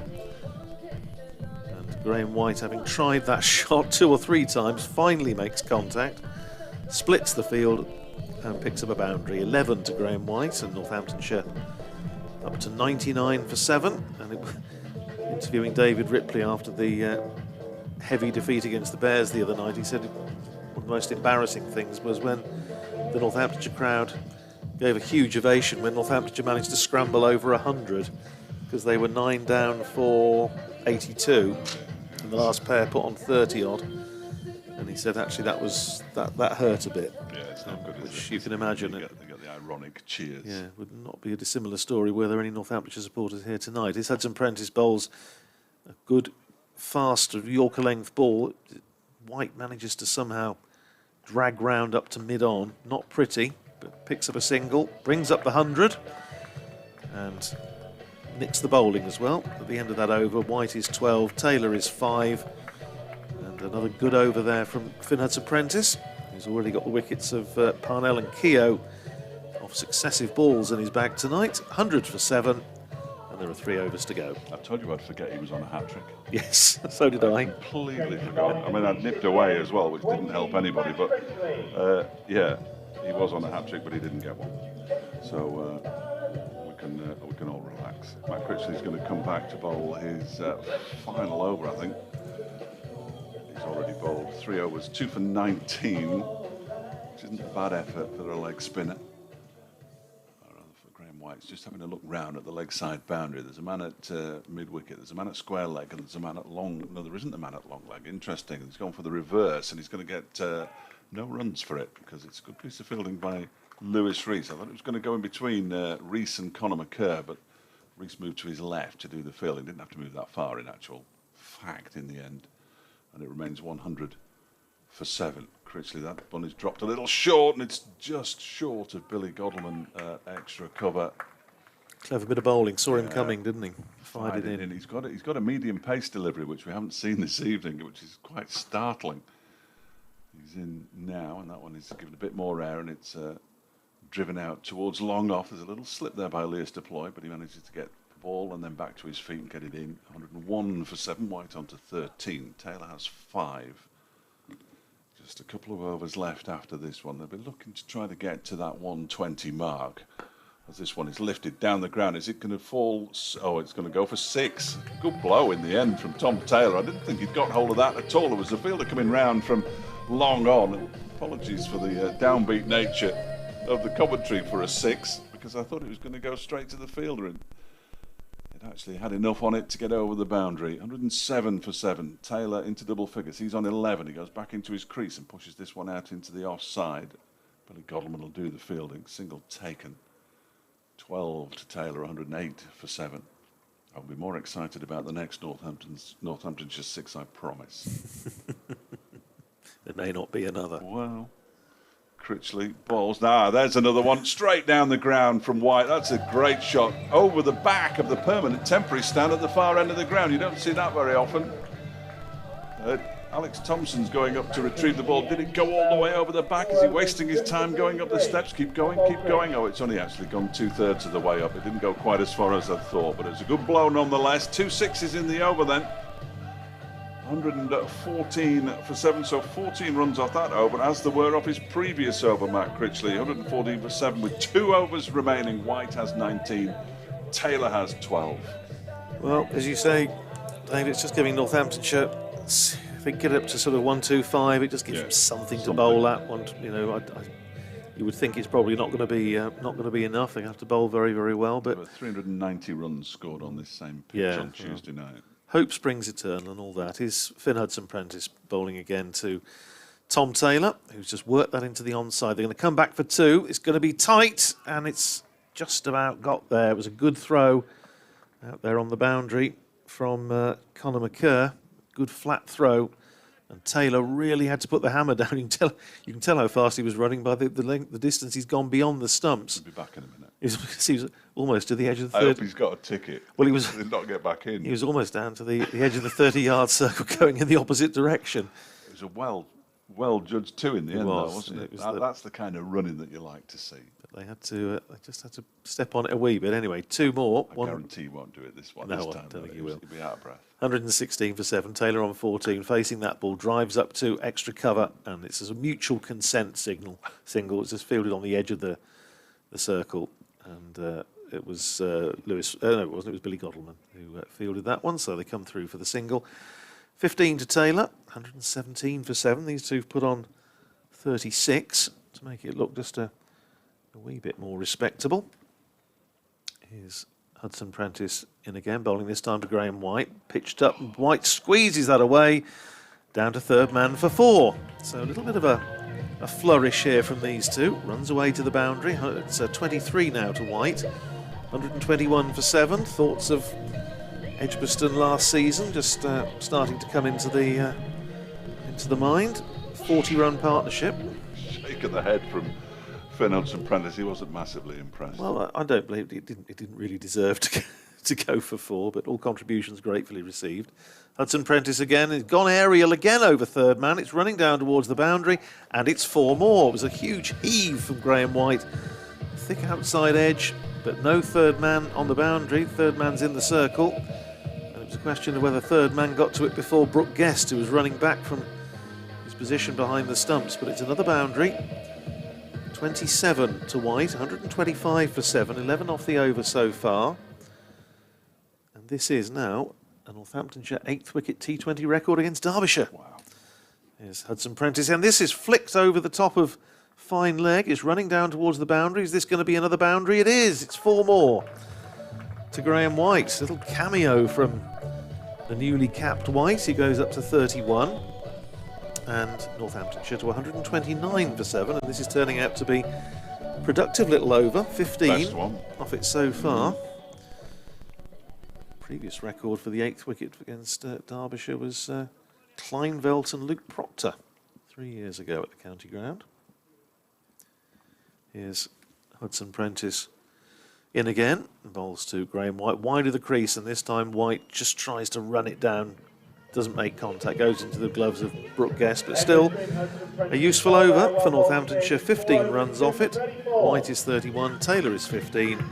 Northamptonshire 129 for 7, and the partnership worth 48. Yeah. 1 over to go. Been good from these two, hasn't it? Although, again, the perfect example is White tried to flick that one. You're much better off throwing the bat at it. Nothing fancy, nothing funky. Throw the bat at it. If it comes off an edge, you're almost certainly going to get the ball flying to the boundary. Conor McCurr is going to bowl interestingly, bowl the final over, which is... I say interestingly, mainly because it means that Logan Van Beek will have bowled just 2 overs, the overseas. 1 for 15 wasn't massively expensive. I suppose it was a toss-up between him and McCurr, who's taken 1 for 12 from his 2 overs so far. I'm not sure how many. He certainly hasn't bowled the final ball of an over in a first-team T20. I can guarantee that because I've seen them both. He's on his way in now to bowl to Taylor, who goes funky and lifts this one down towards fine leg. 1 bounce, 2nd bounce takes it over the boundary rope, and he begins the over with 4 runs, does Taylor, to move on to 19, 133 for 7. Nice shot. 50 partnership. And a 50 partnership. Terrific stuff from 34 balls. Northamptonshire's 8th wicket record in T20 cricket against anyone is 62. Stephen Crook and Kleinvelt against Worcestershire at New Road 6 years ago. So be going a little bit to beat that. Need another 11 runs off 5 balls. I'm sure Taylor will try and hit every delivery to the boundary. As he waits now for Conor McCurr to come in. He digs a full-length delivery up towards long on, and there's only a single there as Finn Hudson Prentice comes in off the boundary at long on to do the fielding. How funky will Graham White go? We've seen him try to flick the ball away with little success, but we have seen him throw the bat at the ball with rather greater success for his 31 from 21. 5 4s and a 6. Strike rate close to 150. Exactly what Northamptonshire required as McCurr is in, bowls a very straight, full delivery. He clubs it out into the onside. Taylor's going back for the second. He'll get there as well. He had a long way to come in, did Hudson Prentice, and that's good running. The miscue can often yield more runs. Yes, if he'd hit that properly, he would have got 1. Straight to the fielder, and thanks very much. But he gets 2 as it barely gets to the edge of the 30-yard circle. 136 for 7. White on to 33. Partnership up to 55. White Waits, and McCurr bowls one on the stumps, and well, he's just dispatched that out to wide, long off. It was a full delivery. It was a terrific shot, very powerful in its execution, and another 4 added on to the Northamptonshire total, and 140. I would suggest that 81 for 7 was probably way beyond their wildest expectations. Yeah, definitely top end. They've given themselves a sniff here at the county ground in Derby. 140 for 7, 2 deliveries to go. McCurr bowls him. This time he tried to flick it away, and again it's the flick that doesn't come off. The orthodox shots, whether you hit them correctly or not, tend to yield runs. The extravagant flick doesn't, and White goes for a very fine 37 nonetheless. From 24 balls, 6 fours and 1 6, and Northamptonshire with 1 delivery to go. 140 for 7. Well, it's put on 59 in 6 overs for the 8th wicket. So, as you say, that really has given Northamptonshire a little bit of a chance. Get a boundary off the last ball here. It's Nathan Buck coming to the crease, who will only can play one way, which is to give it a bit of a welt.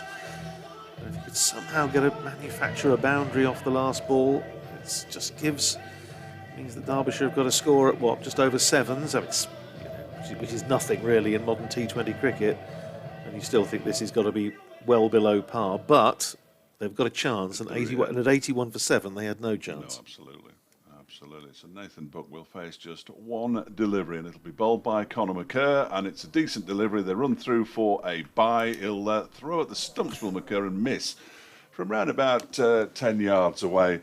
They do scramble through for the bye, and Northamptonshire in their 20 overs have scored 141 for 8. Why my notebook says 7. 141 for 8, 37 from Graham White. Mohamed Nabi with 20, 38 of course from Ricardo Vasconcelos, and Tom Taylor at the end there with 20 as well, has got them to a score that they've got more chance of defending than they have of defending 90, let's put it that way. And Derbyshire will be a little bit annoyed, and I think that their coach will be a little bit annoyed as well, that they'd rather let Northamptonshire Steelbacks off the hook there, if I'm entirely honest, Andrew. Well, yeah, I think it was, and I know this is true because the PA announcers just told us that it was a very good performance in the field from Derbyshire, which it certainly was. They were excellent this evening and full of intent right from the very start, and picking up those 2 early wickets with Levy out for naught, Rossington out for naught. Once again, Northamptonshire making a mess of the power play. I'm getting fed up with saying it, but it happens to be true. 4 wickets going down, 40 for 4 at the end of 6 overs tonight, with Levy out for naught, Rossington for naught, Parnell for 14, and Keogh first ball for naught. Ricardo Vasconcelos just sort of hanging in there and giving Northamptonshire a little bit of a chance, trying to hold the innings together. Mohamed Nabi, a couple of 6s on debut before trying a 3rd one in the over, which, as I say, with hindsight, he probably would have think that's probably a little bit of a tactical misjudgment, but as you say, he has been spent the last couple of weeks in a hotel at Heathrow, so fair enough, we'll cut him a little bit of slack. And then that super little partnership, Graham White 37 off 24 balls with 1 6 and 6 fours. Tom Taylor 20 not out off 16 balls. Partnership between those two worth 59 in 6 overs for the 8th wicket, just 3 short of Northamptonshire's record. And shall I canter through the bowling figures? Yeah, I've got them in front of me. Logan Van Beek, 2 overs, no maidens, 1 for 15. Conor McCurr, 3 overs, no maidens, 2 for 23. Alex Thompson, 3 overs, no maidens, 0 for 19. Finn Hudson-Prentice, 4 overs, no maidens, 2 for 34. Matt Critchley, 4 overs, no maidens, 2 for 33. And the pick was, without doubt, George Scrimshaw tonight, 4 overs, no maidens, 1 for 13. So Northamptonshire 141 for 8, and Derbyshire will need 142 to win when they start their innings in a couple of minutes' time. I was going to ask you, Dave, because I was hearing you talking about it before we came on air, that some bad news today of Wayne Madsen. Yes, it was announced by the club. Wayne Madsen damaged the hamstring in the first T20 up at Old Trafford diving in to try and get into his ground. He got into his ground, but unfortunately we didn't see him again because he pulled a hamstring. Now, they thought it was going to be 4 to 6 weeks. Well, it's now out for at least 8 weeks, and I'm assuming that's 8 weeks from now, which not only will deny him the opportunity to play in Derbyshire's T20 campaign, but will almost certainly deny him the opportunity to play in the 100, where he was due to play for the Manchester Originals. So that's really bad news for Wayne Madsen. And Alex Hughes is out for 4 to 6 weeks. I just love the way the club issue these bulletins, and they try and get all technical. And it's got a side strain with associated costal cartilage injury. So he's got a side strain, essentially. Went down in a big heap at Leicester, and there was a large scream as well. Tom Wood, who's been batting nicely and skipping the second team in T20 cricket, it's out for 7 to 10 days after suffering a back spasm. Ben Aitchison, who's yet to feature in the T20 campaign, is out for 2 to 4 weeks with a minor rib injury, so we're unlikely to see him. Dustin Melton, who did play in the T20 last season in the short T20 campaign, is out for 4 to 6 weeks with a heel bone stress. No idea what that's all about. Sounds like a dance. This is a classic. Nick Potts, who we haven't seen at all, he's been named in one squad, I think, in the Championship. He's out for 2 to 3 weeks with an ankle impingement. What? Yes, quite. I've no idea. Sam Connors has got a bruised hip, Anasdale's got a bruised shoulder, and Niels Priestley has sprained his shoulder. So I don't know what Niels Priestley's been doing, too many press-ups, I imagine. So yeah, there's quite a lengthy list. Anuj Dal, of those players that I mentioned towards the end of that list, is probably the only player who would be included in a T20 squad, although Sam Connors was named in the squad for today's game, even though he's out, well, he's under review, actually, it says here, so that means he might be okay and he might not, but he's got a bruised hip.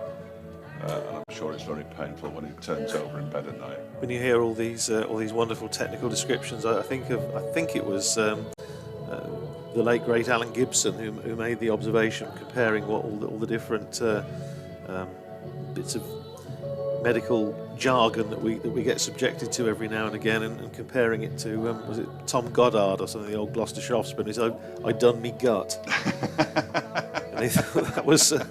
Sort of compared to all that sort of stuff straight out of Casualty or Holby City. Well, we did have earlier on in the season Lewis Rees having a focused period of rehabilitation on a knee. I had no idea what that meant. I mean, he had a knee injury, that would have done for me, but he was having a focused period of rehabilitation. What was that, David? Heel bone stress? Yes, heel bone stress. It sounds like something out of Strictly, doesn't it? Yeah. Sort of, the Fleckles were nice and the heel bone stress was lovely. Could have had his feet pointing slightly more, but it's raining at Radler. That's not good. It's not good for Gloucestershire either. Middlesex 179 for 5. It'll be getting dark there soon as well, of course, no lights. And in reply, Gloucestershire, well, they're 157 for 5, 23 runs required from 12 balls. If they get back on, it'd be a real shame if that game didn't reach its natural conclusion. No result, though, at the Oval, where Surrey got to 53 for 2 in 5 overs against Sussex before the rain arrived. So bad in the south. Lancashire have the game up at Durham, of course, against up at Chester Street against Durham. They started at 7 o'clock as well. They're also at the innings break, and Lancashire made 151 for 6. So some way down on their batting performance here on Tuesday night. Different pitch, of course, and it's very difficult to compare pitches at various parts of the country. Just having a look to see who got the runs. Well, nobody really. Liam Livingston did. He got 65 from 54 balls. Of course he did. Josh Butler out for a 3-ball duck. Alex Davis reverted to type, having scored 2 ducks and a very low score before Tuesday night. Then he went and scored the 70-odd that won the game for Lancashire. Was out for 4. Dane Villas for 2. So they've got a frightening top order with Finn Allen in there as well. He made 25 tonight. And if they all came off in the same game, well, 3 of them probably wouldn't bat. But yes, it is a very frightening top order, I think, that Lancashire T20 top order. They're, of course, going to lose Livingston and Josh Butler fairly shortly as they go off to play T20 cricket against Sri Lanka for England. A series that starts next Wednesday, I believe. So there'll be all sorts of cricket going on at the moment. There is, the Women's Test, the World Test Championship starts tomorrow, and then the T20 series with Sri Lanka, and plenty of T20 cricket domestically. In fact, more than you can shake a very large stick at. Yes, I mean, Northamptonshire, say we've got the sequence which takes us to to Worcester tomorrow, home on Sunday, then Durham on Wednesday, then we are away. Oh no, we're at home. Home to Lancashire, Northampton on Friday, then away to Yorkshire at Headingley on the Saturday. Lovely. So it's fairly full on. Well, Derbyshire don't actually play on Saturdays at the moment for whatever reason, but they have got a game at Trent Bridge tomorrow night. 6 o'clock start, bizarrely. I've no idea why. Nobody's given me a satisfactory explanation. Not that I've asked for one, really, but they very rarely start at 6 o'clock. But they are tomorrow. You can hear that one on DAB on BBC. Is it something to do with football, Dave? Well, there is a game, but that kicks off at 8. Oh, right, okay. The England-Scotland match. So that makes little sense to me. It'll still be going on when the football... Anyway, for whatever reason, they start at 6. I think it's 2:30 up at Headingley on Sunday. Back here for a 7 o'clock start against Leicestershire on Tuesday. Then Thursday we're down to Edgbaston to take on Birmingham. And then on the Friday they're back here for Notts before we have a well-deserved 5-day break. Good heavens. Well, I do. It's actually a 6-day break from cricket. I wasn't counting one of the days in which I do the show on Radio Derby. But the reason for the 6-day break is that they were supposed to play India A in a tour match, but that tour, of course, called off before the start of the season. So the fixtures were already... Yeah, Northamptonshire was supposed to be hosting India versus India A at one point. Oh, right, but, that'd have been good. It would have been good, but unfortunately, that's what you say, it's not happening. But yes, and then we got the after that little run of T20s, then of course back into Championship cricket, and for Northamptonshire, a hugely important match against Yorkshire at Northampton, which could well decide who finishes up going through with one assumes Lancashire, although. With Glamorgan beating Lancashire in the last round, it's just made life slightly interesting. So it is. We've seen some cracking Championship cricket this year. But, well, you might have. I've seen some absolutely dreadful Championship cricket, and we've got a very meaningless match with Notts starting on the floor. This probably means something to them, but Derbyshire battling with Kent to try not to be the worst team in England at the moment. We thought Leicestershire might join in the fun, but they've decided to start winning. Well, Kent actually, Northamptonshire were there at the last Championship match, the last round down at Canterbury, and it actually turned out a game that was, unfortunately had rain, and it looked as though it was going to ruin the game. And in fact, Kent's decision to declare overnight going into the final day actually made a very interesting last day of it, because they declared behind and got amongst Northamptonshire on the last morning, and in the end, Adam Rossington had to dig in and play a sort of captain's rearguard innings to make sure that Northamptonshire got the points they needed for the draw, which was they were looking to keep tabs on Yorkshire, who were looking as though they were going to beat Sussex, which they did just. And it was, you have to say, Kent really, probably had the better of things on the last couple of days. So.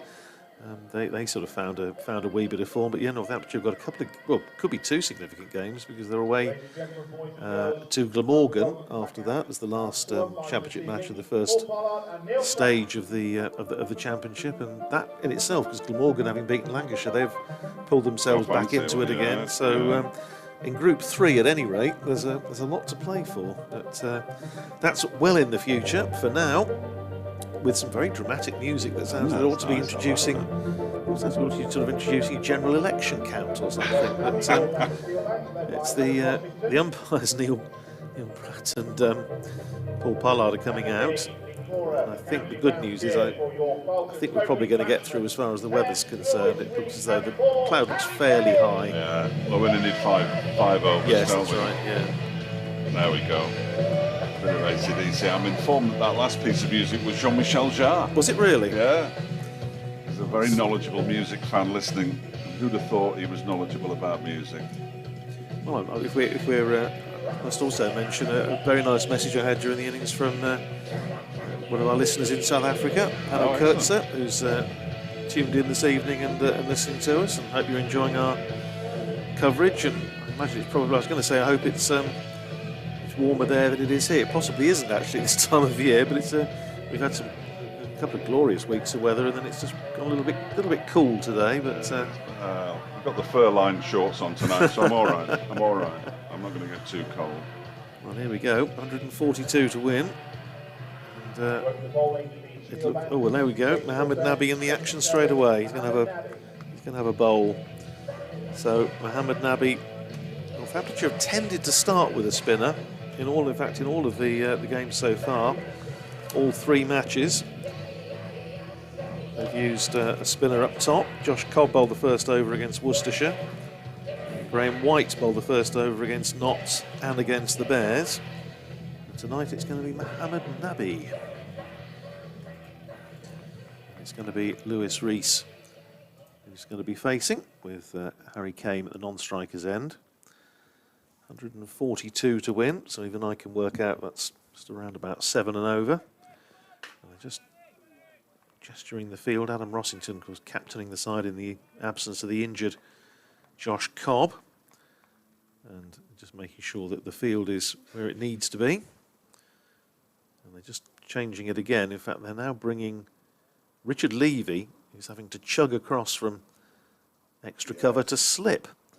So backward point, extra cover, cover, mid-on fairly deep as Nabi comes in. Bowls first ball to Rees, who clips it up to mid-on, and it's fielded by Rob Keogh, and there's no run. So on the onside, mid-on, mid-wicket, and a backward square saving 1, and then a long off on the boundary and a deep square on the boundary. Floodlights fully on now and taking effect. It's an overcast evening, but say the clouds fairly high, so hopefully we'll get through.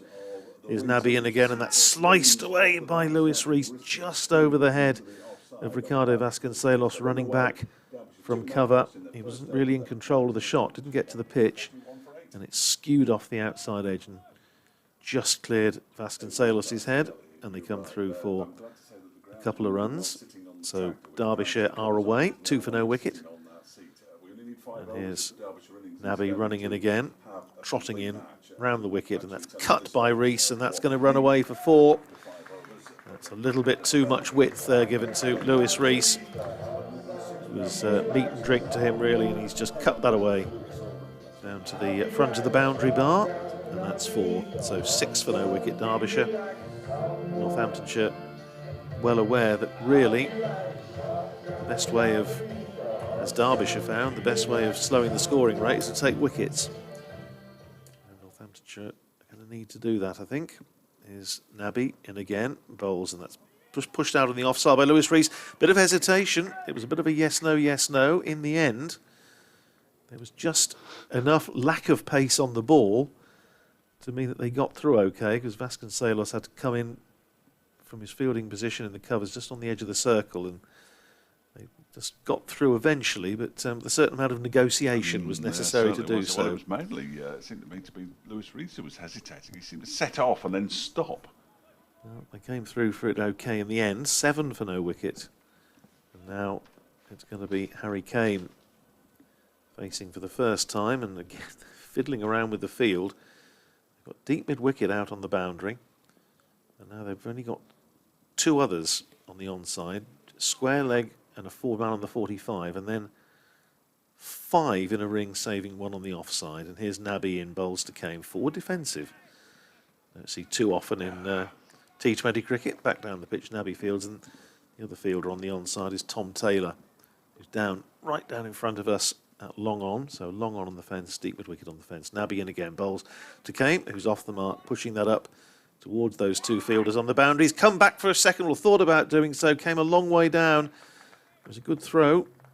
It came in from deep mid-wicket, and they were set. Well, Lewis Rees wasn't going for 2. Harry Kane thought about it.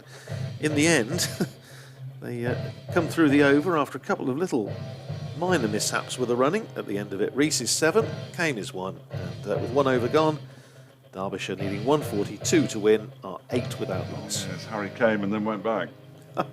Boom. Here all week. Yeah, absolutely. More of that throughout the course of the season, as long as Harry Kane's in the side, of course. And the way he started his Derbyshire career, it might be he might be in the side for a while. Ben Sanderson is going to bowl the first over from the City end for the Steelbacks. They're going to have to bowl out of their skins. I would suggest, because it doesn't look that bad a pitch. Sanderson is in, and that one might just have nicked in. And again, they look a bit edgy, the batsman. He thought about going for a single there, but there wasn't one on. The ball is quickly in a fielder's hands. And Lewis Rees just holds out his right hand almost to say, calm down. Came, Such a small target syndrome, isn't it? yes, You often see it. Yeah. These Got to get off to a good start. Break the back of the innings. No, you don't. You just got to get to 142 inside 20 overs.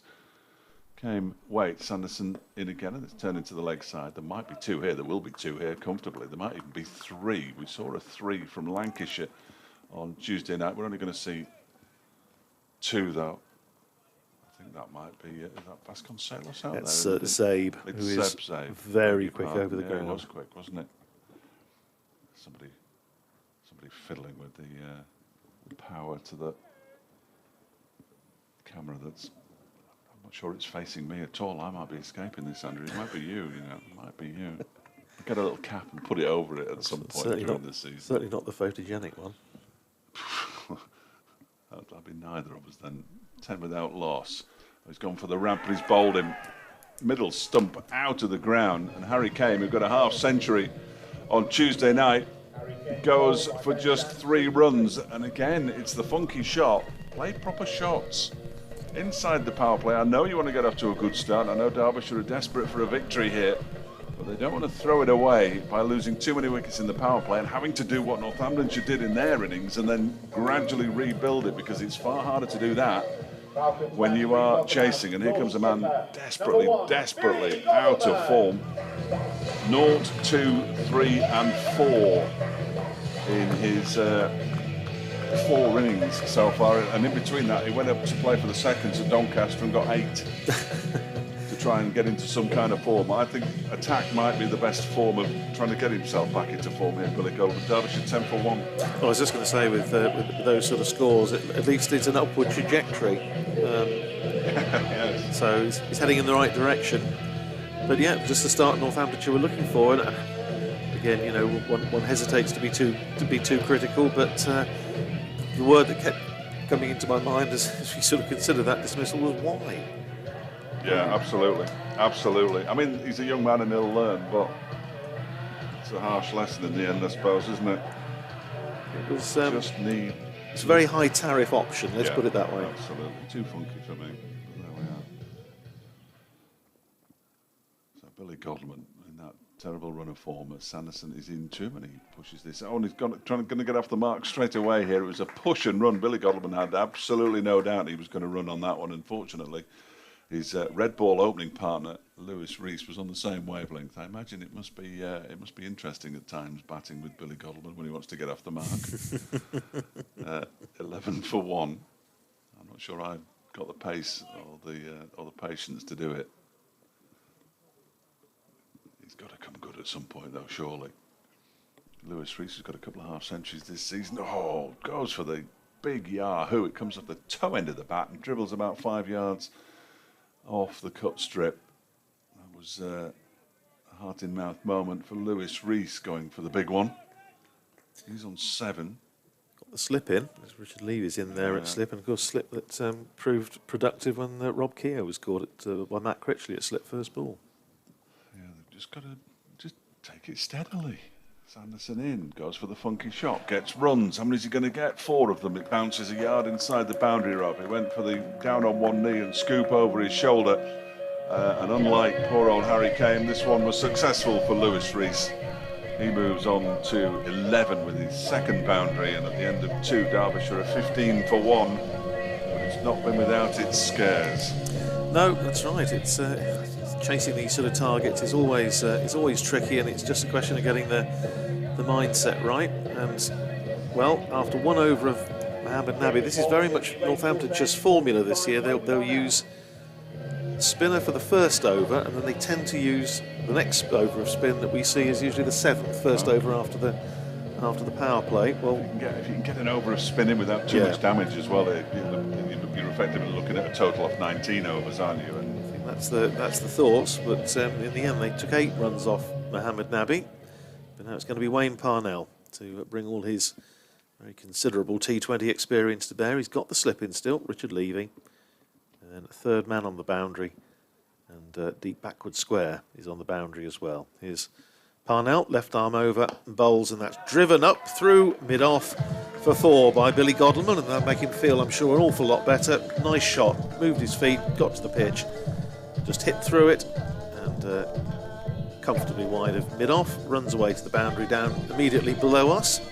And Derbyshire up to 19 for 1, and now I think the helmet's coming back on, because having seen Billy Godleman come down the pitch to Wayne Parnell, Adam Rossington's decided he's going to stand up. Now, he often does this to Ben Sanderson, including actually in red ball cricket. He'll come up and stand up to the wicket, to the seamer.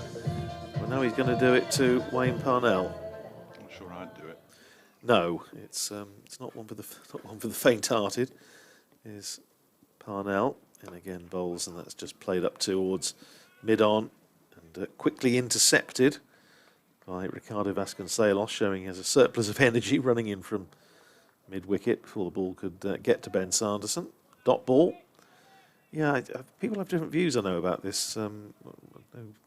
We've spoken about it on commentary before, and certainly a couple of times when he's done that, Ben Sanderson just lost his line a little bit and finished up firing one down the leg side for 4 byes or 4 wides. This ball from Parnell is dug out by Godleman to backward point, fielded by Graham White, and there's no run. White, who was Northamptonshire's hero with the bat, 37 off 24 balls with a 6 and 6 fours, and saw that terrific spell from George Scrimshaw, 4 overs, 1 for 13. I think our friend David Griffin came up with a stat about that. I think it was. Oh, did he? I think he said it was the 5th most economical spell by a Derbyshire bowler in T20 cricket. I think that was the stat, but you can dig it out. Yes, I'll get that.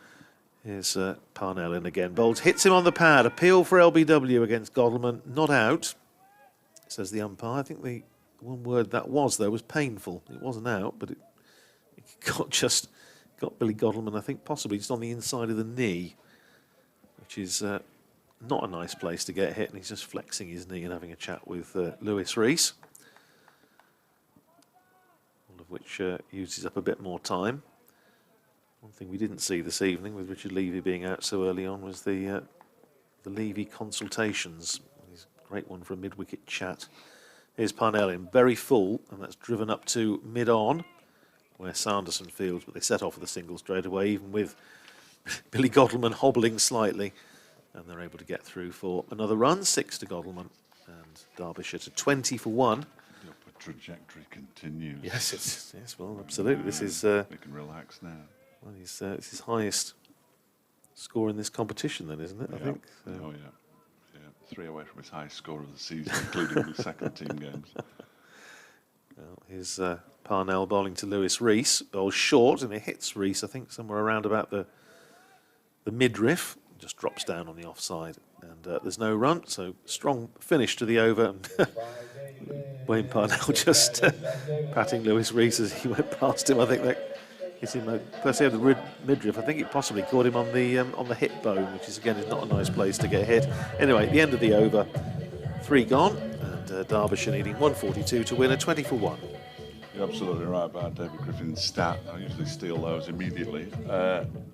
1 for 13 from 4 overs has only been batted for economy on 5 occasions by a Derbyshire bowler. Rather disappointingly, he doesn't put which 5 bowlers are, or did it, but I'm sure I can get that out of him later. It's a good effort by George Scrimshaw. We're going to see some spin though here. Nabi's coming on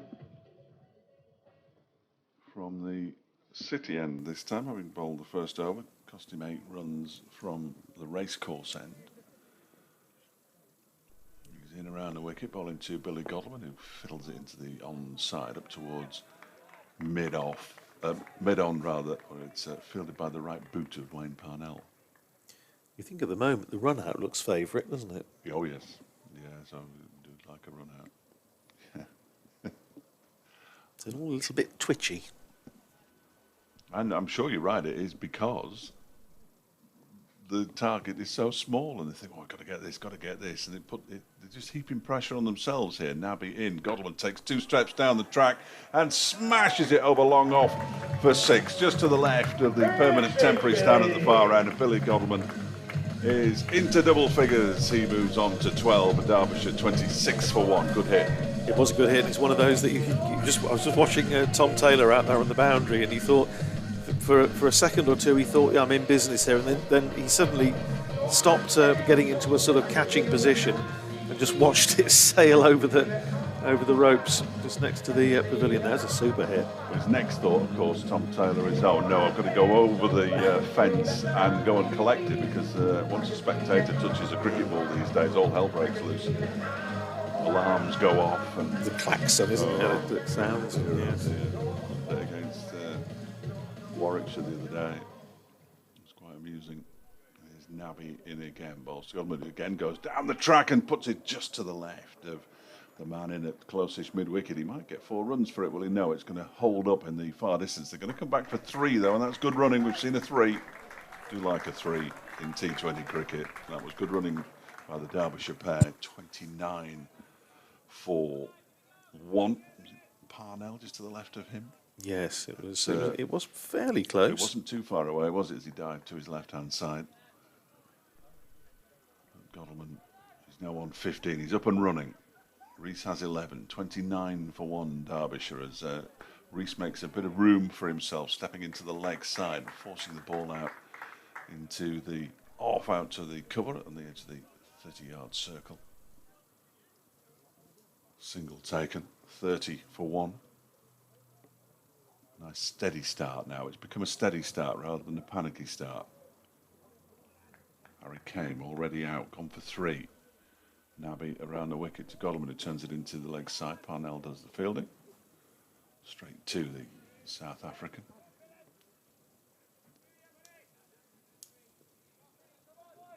I thought it might have been raining for a minute then, but my eyes are so bad I can't tell. Anyway, Nabi bowls and Godalming drives. Oh dear, now here's the run out. There it is. He was sent back, Billy Godalming. The throw came in and he was out by a country mile, Billy Godalming. So he gets some runs, but unfortunately, Zabe, I think, with the throw. Chose the wrong man. Straight to him, effectively, though, and Billy Godalming has gone for 15. We've just been talking about run-outs being the favourite. Faced 11 balls and Derbyshire 30 for 2. Yeah, well, we called it, didn't we? It's just been almost from the start of the innings that it's just been a real sort of anxiety that you detect amongst the Derbyshire batsmen, and there's no need because they're as you said, now it's a reasonably steady start. 4 overs gone, 30 on the board. It's inexplicable. It's very hard to explain. Yeah. And I mean, he will know. Billy Godalming will know. He's been around long enough to know that Safe Zabe is certainly one of the best, probably best couple of fielders in the Northamptonshire side. You'd say probably him and Rob Keogh in this team. Charlie Thurston's excellent. He's not playing in this one. And he just went straight to him, and all he had to do was get a decent throw away. And Billy Godalming had come so far down, he was going to be struggling. And so he was. So 30 for 2, and it just keeps Northamptonshire interested. Yeah, Nathan Buck is into the attack now, and he's going to be bowling to Lewis Rees, who turns that away just behind square. It's Nabi with the unmistakable blue shoes who fields, sends in a fizzing flat return to Adam Rossington, but they come through for a single. 31 for 2 at the start of the 5th over, and it's Leas Duploy, who's the new batsman. You don't think everybody should have different coloured shoes on? That'd be handy, wouldn't it? It would be very handy. It would be very much easier to spot. Duploy 92 on Tuesday night, high score, 6th highest score by a Derbyshire player. Well, here he is facing this ball with a slip in place. Faces Buck, who just drops it down for a nice, easy, controlled single just behind square on the onside. And once again, it's Nabi who has to make a bit of ground round to his right to field. But comfortable single to get Duploy away. 1 to him, and Derbyshire up to 32 for 2. I can't not steal another David Griffin stat. When he scored his first run this evening, Lewis Rees became only the 5th player to make 1,000 runs in T20 matches for Derbyshire. It's another winning stat. Thank you, David. Here's Buck in again, bowls, and that's swatted away by Lewis Rees. And has that gone all the way? It has gone all the way. 6 runs a little bit short of a length, and Rees absolutely latched onto it. It's a long way out there. It is a long, it's the furthest boundary, and it's cleared the ropes for 6. 38 for 2. Rees up to 19, and a chastened Nathan Buck is wandering back to his mark, and now once again Adam Rossington has donned the helmet, and he's going to be standing up to Nathan Buck to try and keep Lewis Rees in his crease. Buck again bowls, and Rees cuts, and that's 4 more. That's a super shot. Whatever colour ball you were playing with, whether it was red, white, pink, blue or any other, that was a super shot. Lovely control, lovely balance. Cut it away. Pass backward point for 4. 23 to Rees. And Derbyshire to 42 for 2. Glorious. Can I just say, don't give the ECB any ideas by suggesting blue cricket balls. Let's not go there. Yes, it's a very dangerous thing to say, isn't it, really? Here's Nathan Buck in again and goes for the ramp, and he's got something on it. It's gone for 4. It hasn't got anything on it. In fact, he's just beaten the keeper, who is standing up. I just don't know whether that's a good idea anyway. He's gone for 4 byes. I think it went straight over the stumps, which is why Buck was stroking his chin very thoughtfully. Well, Lewis Rees had set himself very early for the shot, but in coming across and trying to play that shot, he would have completely obscured Adam Rossington standing up. So no fault on the part of the keeper, apart from where he's standing. It's gone for 4 byes anyway, 46 for 2, and this is turning into a productive over for Derbyshire. Here's Buck in again, bowls to Rees, runs that down to third man. He's just going to get a single this time. Man comes in there off the third man boundary. 1 more to Lewis Rees, who goes to 24. And Derbyshire to 47 for 2. End of the over. He nicks the bowling as well. 17 runs added to the total, including those 4 byes. Rees is 24. Deploy has made 1. And Derbyshire need another 95 to win in 15 overs. Most expensive over of the night so far. I think it's a shame that this is the only song Jeff Beck ever gets played. It's the worst thing he ever did. But anyway, our music critic writes, well, I do find it slightly irritating. I know it's Wolves who play it as well, isn't it? Is it Wolves? Anyway, here's Wayne Parnell from the City end, bowling to Lewis Rees, who pulls him straight to the fielder at mid-wicket. Well, that is a poor shot. Ricardo Vasconcelos had absolutely no problems catching that because it was straight to him. If it had been another foot higher, he might have had to have jumped, but he didn't. And it's 47 for 3. Rees goes for 24, and Derbyshire are not in any way, shape or form home and hosed in this one. No, that's a big wicket for Northamptonshire. We all know what a dangerous player Lewis Rees is. And yes, it was one of those, you called it absolutely right. If Vasconcelos had wanted to get out of the way, he couldn't have done, because he hit it very hard, and he was quite tight in there at mid-wicket, but it went absolutely straight at him. And the only alternative to catching it was to wear it, and he chose the sensible option. 47 for 3, and well, just a glimmer for Northamptonshire. Yeah, absolutely. Derbyshire are keeping Northamptonshire in this one. Funky shot from Harry Kane that didn't come off, a calamitous run out involving Billy Goldman, and now Lewis Rees smacking the ball straight to Ricardo Vasconcelos, and it means that Leas Deploy and Matt Critchley are going to have to do a bit of building here. He's already been involved in an 85-run partnership this season, Matt Critchley. That was with Alex Hughes at Grace Road last week. He's on strike now as Parnell is in, and he drives it out to Vasconcelos on the bounce. Didn't get hold of that one properly, Matt Critchley, but batsmen just feel the need to be aggressive from the off, and it can often be their undoing. I think we've only got to ask Rob Keogh about that. Didn't move his feet really, Keogh, as he just wafted his bat outside the off stump and got caught at slip. There's a slip in now, Richard Levy. He's crouching down as Critchley drives up to Nabi at mid-off. There's no run.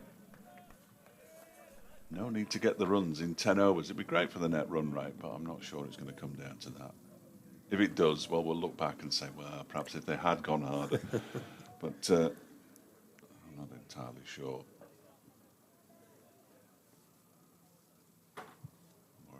feelings speaking to Dominic Cork. 47 for 3. As Parnell around the wicket bowls. That's pulled into the leg side by Critchley again. He didn't get hold of it. So Zabe does the fielding out in the deep. Critchley is off the mark with a single. Both batsmen have won. 47 for 3. As it brings Deploy onto strike for the first time.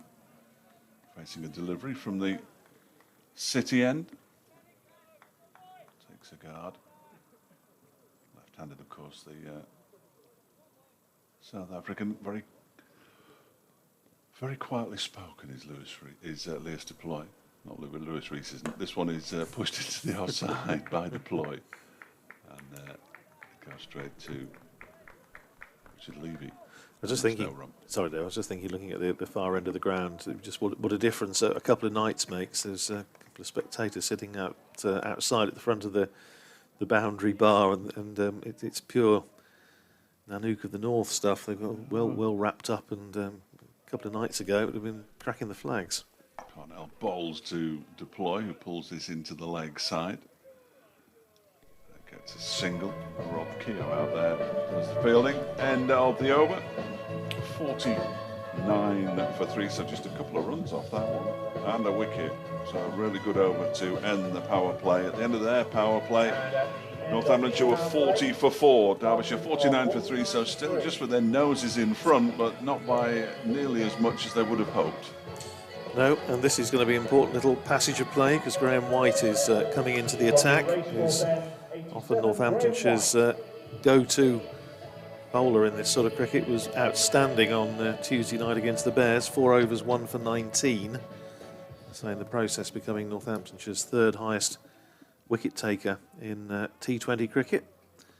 And the left arm spinner starting over the wicket to Deploy, who immediately just turns that away through mid-wicket for a single. It's Safe Zabe with the bar towel, the blue one hanging down the back of his trousers, who picks up, sends in his return. And that's the 50 up, as we're helpfully told by the PA announcer, in case we missed it. Not sure 50 in T20 cricket's anything to celebrate, is it really? Well, there's something to say. 50 for 3. And we're in the 7th over, first over outside the power play. Is White in again, bowls short, and that's cut away by Matt Critchley, who picks up a single out there to Ben Sanderson, sweeping out there on the cover boundary. One more onto the total, 51 for 3. Derbyshire in the 7th over. Remember, the target is 142, which isn't that many, but rather many, more than looked likely for a long time. Short again bowls White, and this time Deploy just paddles it around the corner to deep backward square. Once again, more work for Ben Sanderson to do.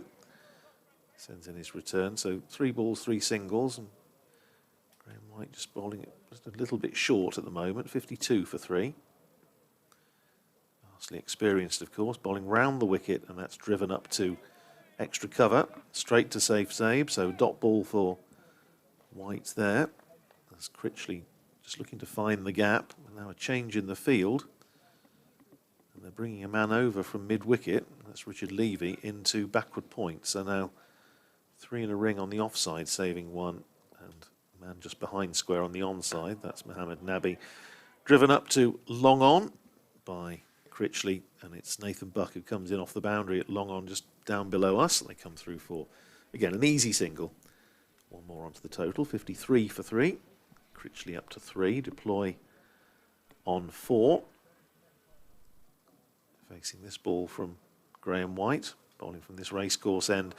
Now that's a clever bit of batting by Deploy, just drops the bat on it, and it means that Adam Rossington has to come from behind the stumps to run out towards mid-wicket to field. Tidy enough opening over then from Graham White, but 5 runs off it at the end of the over. 54 for 3. Derbyshire with 7 overs gone, with Critchley on 4, Deploy on 4. And who do Northamptonshire turn to next, I wonder? As you say, the important overs these now, aren't they? Because the required rate is under 7. So if they go along, it's going to be Tom Taylor. If they go along a run of ball, they'll be more than happy because they'll pick up a boundary somewhere, which will just edge, not necessarily every over, but you don't really need a boundary every over. They just need to keep fiddling the ball around and running well, and these two are good between the wickets. So Tom Taylor returns to the county ground. I'm sure he's been back before. Nothing stands out though, I have to say. As we reach 9 o'clock, I see Naomi Osaka's pulled out of Wimbledon now. Oh, right, okay. Having withdrawn from the French Open. There's a long conversation going on here. Liz Deploy's ready. I'm ready. And here's Tom Taylor, he's ready as well now. 54 for 3 then, Derbyshire, and a couple of steps down the track from Liz Deploy, who ends up just defending that towards Taylor, who in this Euro Championships phase of the summer kicks the ball towards the stumps, just to show us why he's not in the England squad. Because he was only about 5 yards away from the stumps and missed them comfortably. Much the Aaron Ramsey before he got his first goal for Wales last night, kind of finishing that. Deploy waits. This one is turned into the leg side. There's going to be at least one. They might think about two here. Are they going to think about two, or they think about it and then decide against it? It's an interesting throw back in from I'm going to say Ben Sanderson. Rob Keogh. I think he was. I think the only clue there is probably maybe half a yard quicker to the ball than Ben Sanderson would have been. I think, although Sanderson actually is very quick across the ground. So my apologies to Rob Keogh and his family, not only for not recognising him, but for suggesting that he wasn't as quick as he actually is. He's one of the best fielders in the side, I would say. 55 for 3 as Taylor is in and beats Critchley on the outside. Went for a sort of nondescript push, really. And the ball went past the edge of his bat through to wicketkeeper Adam Rossington. Good acquisition, Tom Taylor, I think, for Northamptonshire. He's one of these sort of all-action cricketers. He chips in most of the matches he plays in both formats that we've seen so far. I think he's been a really good signing. One of those players who, when he was at Derbyshire, never really got the opportunity. He's in again now, and Critchley pulls this out into the leg side, in between the two fielders out on the boundary, and it one bounce of 4 down to deep backward square leg. That relieves all the pressure of the opening 3 deliveries of the over. Critchley moves on to 7, Derbyshire up to 59 for 3. Latched onto that very quickly, didn't he, Matt Critchley? It was an excellent shot. It's going to be Taylor to continue. Dave does an update for BBC Radio Derby. Here's Taylor in again. Bowls to Critchley down the pitch. He on drives. It goes up to mid-on. And they come through just fielding on the edge of the 30-yard circle. And they're able to come through for a single. 8 to Critchley. And Derbyshire up to 60 for 3. So 82 more runs are required. And there are 12 overs to go after this. 7 wickets in hand. Plenty of batting to come, but I'm sure Billy Godleman would just like to see these two take it on a bit. Here's Taylor in again on leg stump, and that's worked away nicely. And is he going to split the two fielders? No, it's not. Nathan Buck fields it down below us, and I hesitate because we were quite close to that. It looked very close to actually just touching the rope with his boot, but no, they're okay. They've allowed the runs to stand at the boundary. So at the end of the over, 63 for 3 Derbyshire, 9 off that one from Tom Taylor. It was a clever shot because it almost split the two fielders. There's a long leg and a deep square, and they both converged on it, and Buck just about managed to get enough boot on it to keep it inside the field of play, but 9 off the over, 63 for 3 off 8. With 9 to Deploy and 8 to Critchley. And there's going to be another change of bowling. Adam Rossington just looking to shuffle his pack of bowlers, and it's going to be Mohammed Nabi who's going to bowl his 3rd over. Bowled 2 overs for 18 so far. Bowled the 1st over and the 4th. And he's going to start with, just looking to see, he's again just changing the field around. He's got a backward point, extra cover, long off down in front of us, and a mid-wicket deep square, and a backward square just saving one, and a man sweeping on the cover boundary, and it's Rob Keogh who completes the fielding there, and they come through with for another single to Elias Deploy, who goes up to 10, 64 for 3. Ball leapt off the surface at Adam Rossington. He did well to take that above He his did. head. Yes. Yeah. Popped off an old footmark or something. Keeps him on his toes, Right. literally. Here's Nabi in again from this racecourse end. Down the wicket comes Critchley. It's gone up in the air. It's gone high in the air, and he can't quite get to it.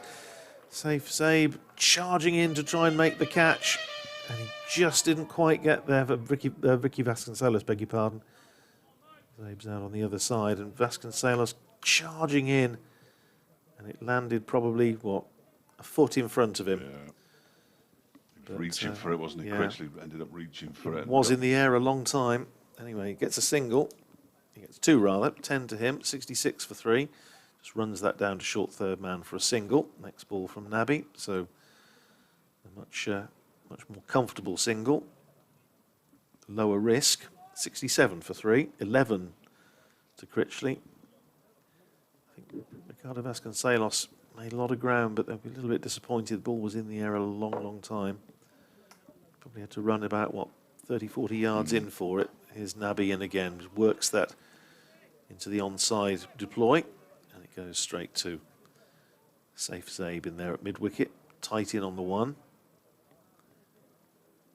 Nabi again round the wicket, bowls to deploy. The left-hander pushes it out to the offside, well bowled. Just looking to try and pick a gap there in the offside, drop it for a single, but Richard Levy in there was alert to the possibility, and now at the end of the over, back end of the over, they put out deep mid-wicket. Safe Zabe. He's going to pick up a single here, because Safe Zabe, having just run all the way back to deep mid-wicket, has had to run all the way in again to stop the anything more than a single.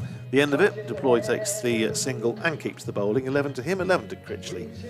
And with 9 overs gone, 5 off that one, Derbyshire are 68 for 3. Match still in the balance. Absolutely, it's a bit too early for this kind of nonsense. Matt Critchley is the kind of batsman you don't want to give too many chances to. If I'm being honest, very much like Derbyshire gave chances to Liam Livingston in successive matches against Lancashire. You don't want to be doing that very often. You certainly don't want to be doing it every single game that you play. And now Safe Zabe, having talked about him running from all the way back to deep mid-wicket, then running back in again, has now had to go to the furthest point of the ground on the other side. He's now in at deep mid-wicket on the opposite side, just in front of the main scoreboard here for Sanderson. Yeah, Ben Sanderson bowling to Elias Deploy, both batsmen on 11 as he comes around the wicket to the left-hander, and he gets a bit of a leading edge out into the offside, straight to Richard Levy at extra cover, and there's no run.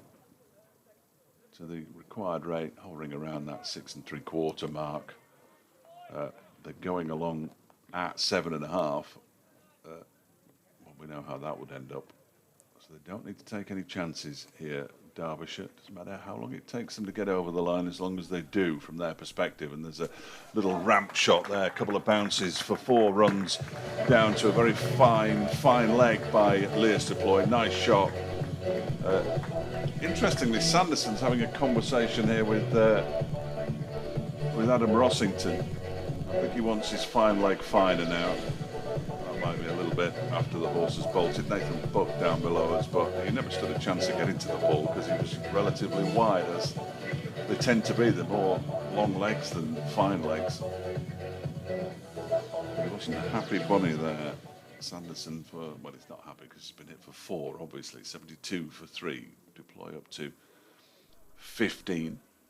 This next delivery is pushed out into the offside on the bounce, straight to Levy, who's a fine fielder and tumbles to his right, gets both hands to it, and prevents a run from being added to the Derbyshire total. There's nobody behind him, so he had to get there. There is a man sweeping out on the cover boundary, of course, but it would have been quite a long run round for him to the members' pavilion. Sanderson balls. Oh, that's smashed a long way by Lewis Deploy. That has gone a long way into the East Midlands demolition stand for his second six. And Derbyshire, they move up to 78 for 3, Deploy onto 21. Any pressure that might have been applied in this over, they can just nurdle the remaining couple of deliveries around for a single apiece if they fancy. One of those strokes that made such a great sound off the bat, didn't it? It's like a crack of a rifle as it disappeared over deep mid-wicket. That was a big hit. And again, but for the left-hander, that's the boundary to target, because it's away to our right towards the big scoreboard. It is the shorter of the two boundaries, and even if you're going on a 45-degree angle, not going square or straight, you can still reach it comfortably. I mean, he's a powerful man, Lewis Deploy, and he's full of confidence, of course, after his match-winning. No, it wasn't match-winning, was it? What am I talking about?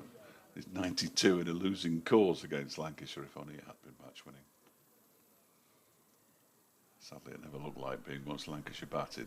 Sanderson is in. That one is just turned around the corner, backward a square on the leg side for a single. Rob Keogh does the fielding. That's the way to bat. Get a six, get a single. Deploy moves to 22, 79 for 3. Noticeable that Ben Sanderson is already tapping into Mohamed Nabi's T20 expertise when they were just waiting for that the ball to come back and fiddling around with the field. He was talking in animated conversation with Nabi, who's in there at mid-off. 11 off the over so far, and that one's turning to the leg side. There may be 2 here. They're thinking about it, but again, they'll turn it down. There's no need for a run out at this stage. They pick up a single and do exactly what we wanted them to do from a Derbyshire perspective. Pick up a couple of singles from the last 2 or 3 balls of the over, in fact. And 13 runs off that one at the halfway stage. Derbyshire moved up to 80 for 3. In fact, they only picked up 12 off that one. I beg your pardon. A mere 12. No, it was a terrific hit from Lewis Deploy. Well, a long way out there, as you're saying. It's a good distance, and it just made a very satisfying crack off the bat. Graham White is back into the attack.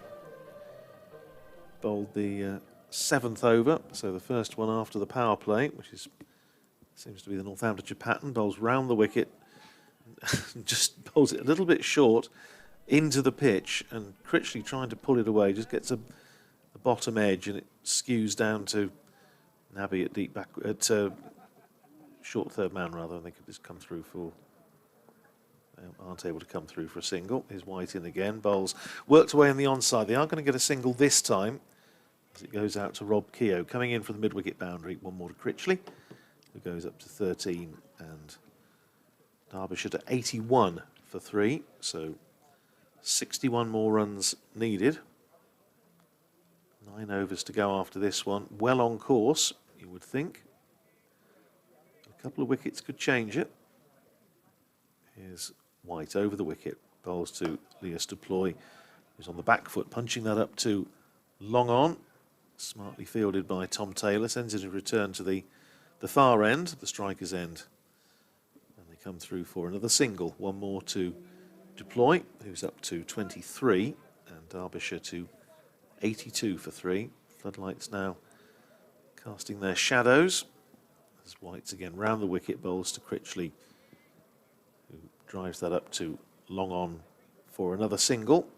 It's fielded by Safe Sabe down in front of the hospitality tents, where we were speculating earlier that Mohamed Nabi's couple of sixes might have knocked the jugs of Pims over. 83 for 3. There's White in again, bowls to Deploy, and again he's going to pick up what he could come through for 2 here. It's gone out towards mid-wicket. They think about 2. But they don't really need to take that sort of risk, and Vasconcelos was quickly to the ball, sends in his return, and they settle for the single. 84 for 3. Northamptonshire need it is. Now they've stuck to the task pretty well in the field, but I think once again the batting is probably going to have cost Northamptonshire this match. There's White in again, and he's very close to a wicket. Graham White's doing the third act of Hamlet now on his hands and knees as that ball just beat the outside edge and just missed the off stump. As Matt Critchley was just looking to steer it down towards third man. End of the over, 4 runs off it, 84 for 3. Critchley is 14, Deploy is 24. And Derbyshire need 58 more runs off 9 overs, 7 wickets in hand. Yeah, less than 6.5 an over now, the required rate. And all very manageable while these two are out there, but I would sound a note of caution, as I like to do. Finn Hudson-Prentice in next, then Brooke Guest, they can bat. We haven't seen much of Alex Thompson, then it's Logan Van Beek, Conor McCurr and George Scrimshaw. The greatest of respect to George Scrimshaw, I wouldn't necessarily want him out there in the middle looking for 2 runs. I missed the bowling change. Is it Parnell? This is Parnell, yes. I thought it was. My old eyes are just about working. It's a long way over there. Well, and it's dark, and yeah, and I do need to go to the optician. 84 for 3. Derbyshire's going to be bowling first up to Lewis Deploy, left armour, of course, over the wicket balls to the left-handed batsman who clips it into the leg side for a comfortable single safe save. Does the fielding. 85 for 3. Good grief. Deploy on to 25. Could do with picking up wickets here, Northamptonshire. Derbyshire just need to keep knocking it around, and they will remain close to the rate that they need to score at. The sun is out again because you can see it shining on the indoor school away to the left. As Parnell around the wicket balls to Critchley, who drives into the ground, but straight to Richard Levy, who's fielding at backward point to him on 1 bounce. So yeah, some nice late afternoon sunshine. Well, early evening, it's middle of the night almost, 9 o'clock, way past my normal bedtime. I'm sure. 85 for 3. Got a night in just outside Derby tonight. There's Parnell around the wicket balls. Critchley takes a couple of steps down the track, goes for the quick single. If that one had hit, that would have been very close. They didn't miss by much, even from this angle. And that was a slightly risky single as they look to keep the scoreboard ticking. He manages to get in. Critchley moves to 15, 86 for 3. I think that would have been very tight. Yes. Took 2 or 3 steps down the track. Parnell saw him coming. Well, he had plenty of time to see him coming because he set off quite early, banged it in shorter than he perhaps would have done. He's in again now to Deploy. Just manages to turn this around the corner. It's off a pad. He'll pick up a leg by, or Derbyshire will at least. Signalled now by the umpire. And they move to 87 for 3. There was a stifled appeal. I assume it was sliding down leg anyway. What was the reason, Dave, for the switch to 7 o'clock? Because this was actually due to be, I think it was on the fixture list. I think that was. I think the error was initially when they play every home game at 7 o'clock. I never even contemplated it being at 6:30 until I saw the correction on Twitter this afternoon. Yeah, I was surprised. There's all sorts of start times around the country, isn't there, nowadays? This next one is pulled into the leg side, banged in short by Parnell. Critchley goes for one. He's coming back for the second as well, and there's a little fumble down there away to our left-hand side by Ben Sanderson before he throws the ball back, and they get back for 2 comfortably. Critchley on to 17, 89 for 353 more runs required for victory for Derbyshire. Only their 2nd of the season in their 5th match, won at Leicester, lost at Old Trafford, and here to Birmingham and Lancashire. Theme developing. Parnell around the wicket to Critchley, who goes for a big swing and a miss. And it goes through to the keeper. So a decent over from Parnell, and he conceded 5, 89 for 3 after 12. Derbyshire need 53 from the final 8 overs. And by modern standards, that is very much a walk in the park. Yeah, you would think so. And once again, Northamptonshire left to reflect on would think on what might have been. They haven't bowled badly at all, and they've stuck at the task well. And if they'd just got another 20 runs or so, it might have been a very, very interesting contest. There's still some cricket left to be played, but you feel that Derbyshire have just got to bat sensibly. They haven't got to force the game. It is going to be Mohammed Nabi, who's going to come back into the attack to bowl his 4th over. 3 overs for 23 so far. He's bowling round the wicket to the left-handed Deploy who stands tall and punches that away out to the extra cover boundary, where it's fielded by Rob Keogh. Sends in his return on the bounce. One more to deploy, who's 26. And Derbyshire up to 90 for 3. 52 more runs needed. Over the wicket now to the right-handed Critchley, who cuts only as far as Ben Sanderson down there on the sweeping on the cover boundary, and they come through for another single. One more to Matt Critchley, who goes up to 18 and 91 for 3.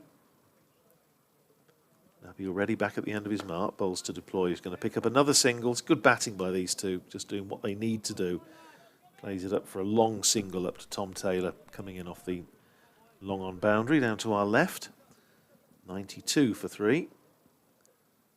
Deploy up to 27. Critchley back on strike. Short, and that's pulled away, and that's going to be 6. That's into the boundary boards at the front of the sponsors' tent. With the cry of well played, Critch, or words to that effect. The ball clears the ropes. Good shot. It was a short ball. It asked for it, and Matt Critchley didn't need asking twice. Thumped it over the boundary for 6. 24 to him. 98 for 3.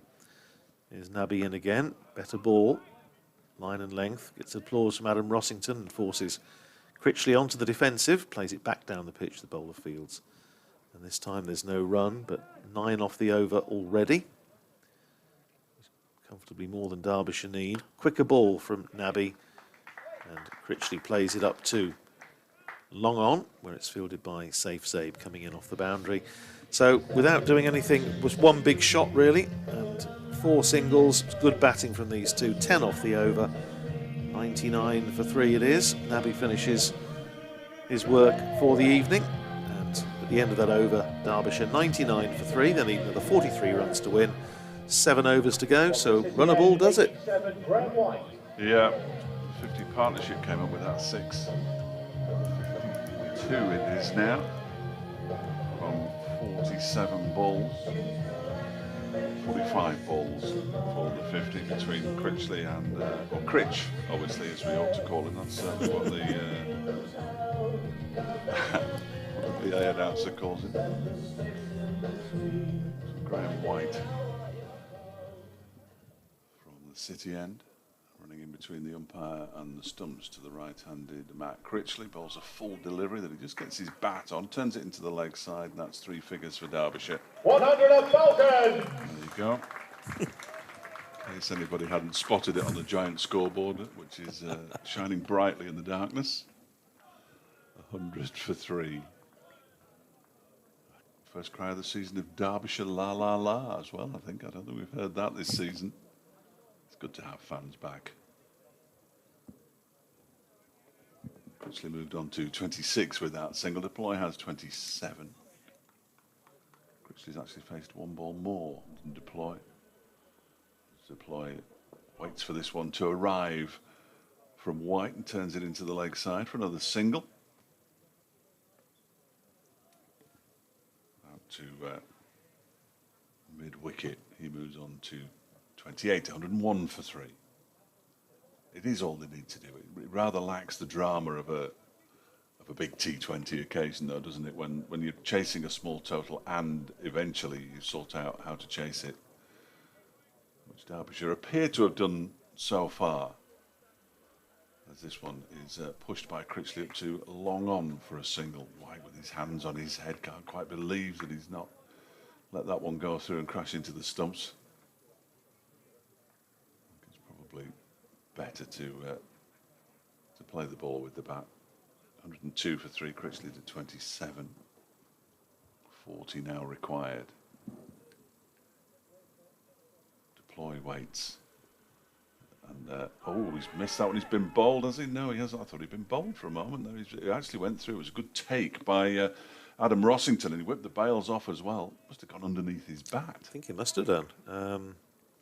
And then bounced over the stumps and into the wicket-keeper stumps. That's what foxed me. I think he was already, he almost yorked himself, Yeah. didn't he? But it just bounced over the stumps. It was, as you say, a very good take. He's waiting now, leaning to see around Leas Deploy as Rossington as he pulls this one into the leg side for a single. 103 for 3. And Deploy moves on to 29. One ball left of the 14th over. So Graham White's third, 0 for 13 so far. Around the wicket he comes, and that's just dabbed very delicately by Matt Critchley down to third man. I don't think it's going to have enough to get all the way to the boundary. There's a decent slide brought out by Nathan Buck, and they get back for 2. Critchley with a really nice shot there. There's all sorts of people waving in all sorts of directions. Batsmen want drinks and fielders want something as well. 105 for 3 then at the end of that one. 6 off it. Exactly what Derbyshire require. Yeah. And 6 overs to go. Just got to say, Dave, these are doing an excellent job, these two. They really are playing well.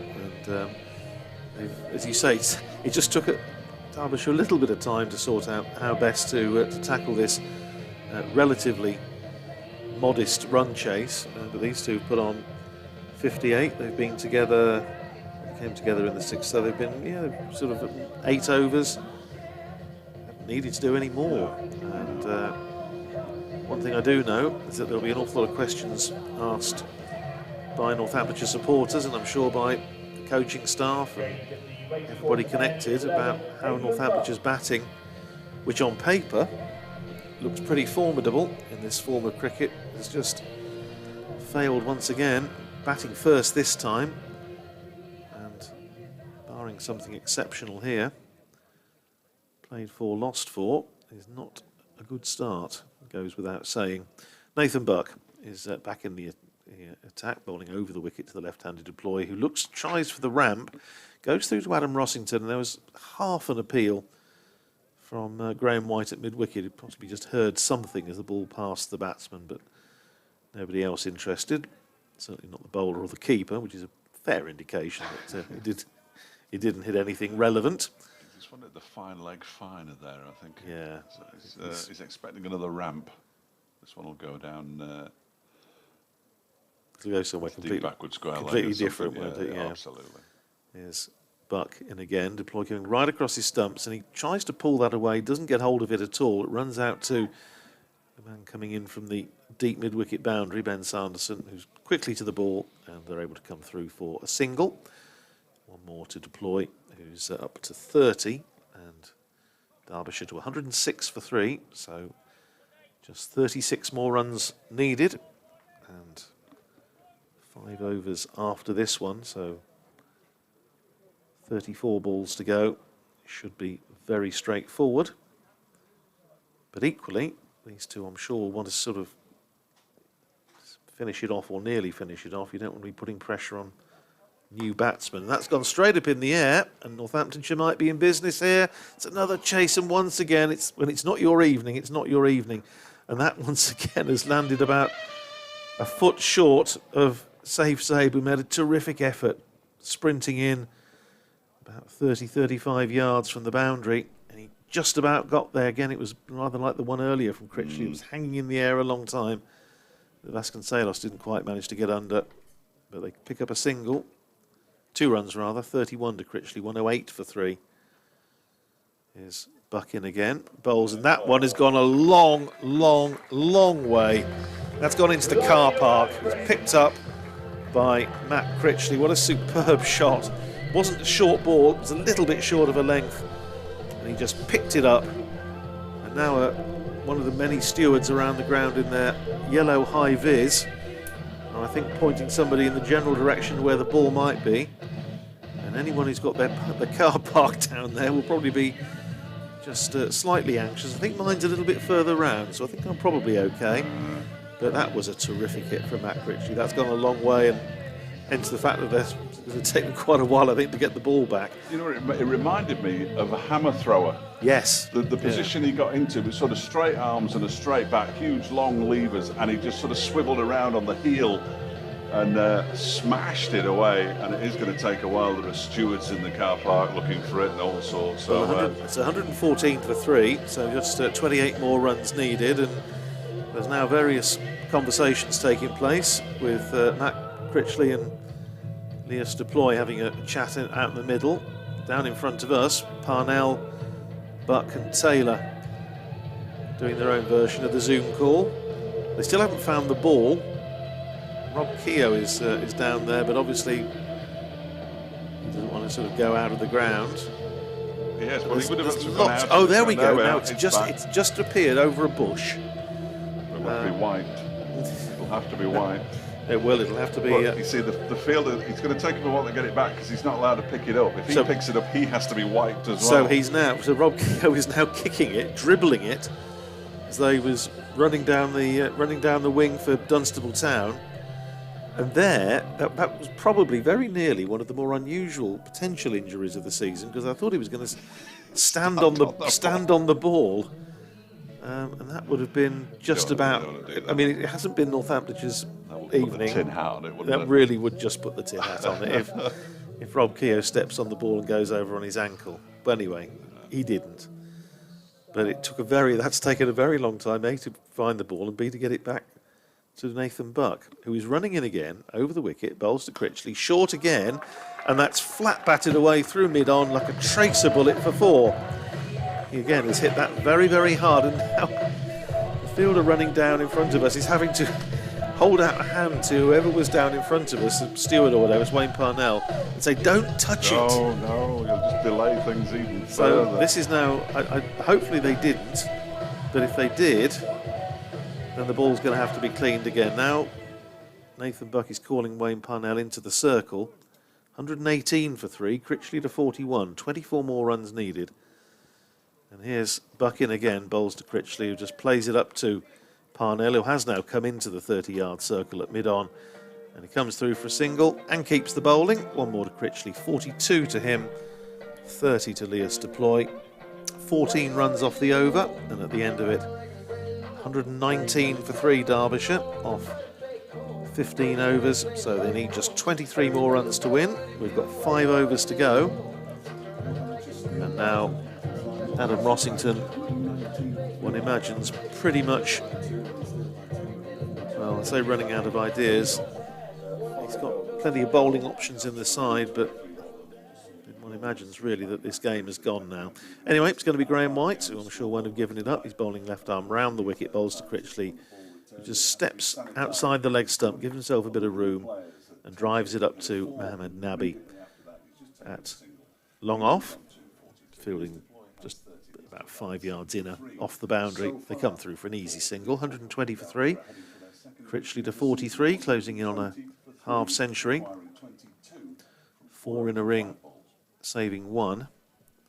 2 on either side as White bowls and beats Leas Deploy with a little bit of spin and a little bit of bounce. And it just goes through to Adam Rossington, who takes. We're saying that this pitch has been used the 3rd time, I think, Dave, yeah, but it hasn't played badly at all. Here's White in again, bowls, and that's worked into the onside by Deploy, but only as far as Ricardo Vasconcelos, who's tight in there on the single at mid-wicket, and there's no run. Lights around the ground now, shining very brightly, as Graham White from the city end comes in and bowls to Leas Deploy, who lands that one into the car park. It's taken 1 bounce, it's hopped over. I think that's probably gone out of the ground. It's a big hit. And it's 6 more to Leas Deploy, and you feel, as we welcome listeners to BBC 5 Live Sports Extra to the county ground at Derby, that Derbyshire are closing in on a pretty comfortable victory here. 36 to Deploy, 126 for 3, just 16 more runs required. As Graham White bowls, and that's forced away off the back foot, and inadvertently Matt Critchley just gets in Graham White's way a little bit, but they would have been a single anyway, as it goes out to Mohamed Nabi, making his Northamptonshire debut in this match. Has had a great deal of impact, hit a couple of sixes, and then was out for 20, and bowled 4 overs for 33. The single takes Derbyshire to 127 for 3. White in again, bowls, and that's a nice little inside-out stroke through extra cover by Matt Critchley. Picks up just a single as Rob Keogh, maintaining his standards, sends in a good flat throw into Adam Rossington. But it's the end of another productive over from Derbyshire, who were looking to avoid their 3rd defeat in a row, which looks very much as though they're going to do for Northamptonshire. It looks like being played for, lost for at the end of that one. 128 for 3.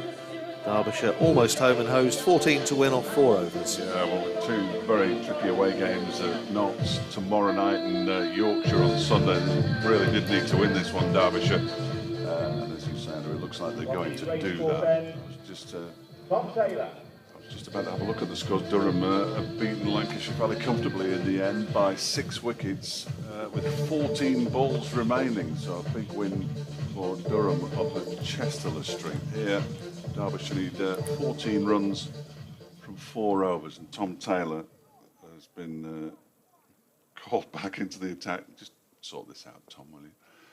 He's on his way into bowl to Matt Critchley, who launches it up into the air. He's going to be caught. I'm afraid he's going to be caught by Wayne Parnell. It's a comfortable catch as well. He went back into his crease there, Matt Critchley, and hits straight up in the air. Parnell at mid-off takes the catch. I wonder if this is a little bit of late defiance from the Northamptonshire bowling attack. It would appear to be little more than that as Finn Hudson-Prentice replaces Matt Critchley. Critchley goes for 44, Derbyshire 128 for 4. Yeah, super knock from Matt Critchley. They've had an excellent partnership with Derbyshire, just wobbling a little bit at 47 for 3 when those two came together, and Northamptonshire just thinking, well, maybe one more wicket, we might be back into this match. But that partnership of, what do they put on, 81, it's really taken the match beyond Northamptonshire's reach now. Shame for Matt Critchley that he got out there, and he deserved a half century, played really well, finished with 44 off 34 balls with 2 6s and 2 4s.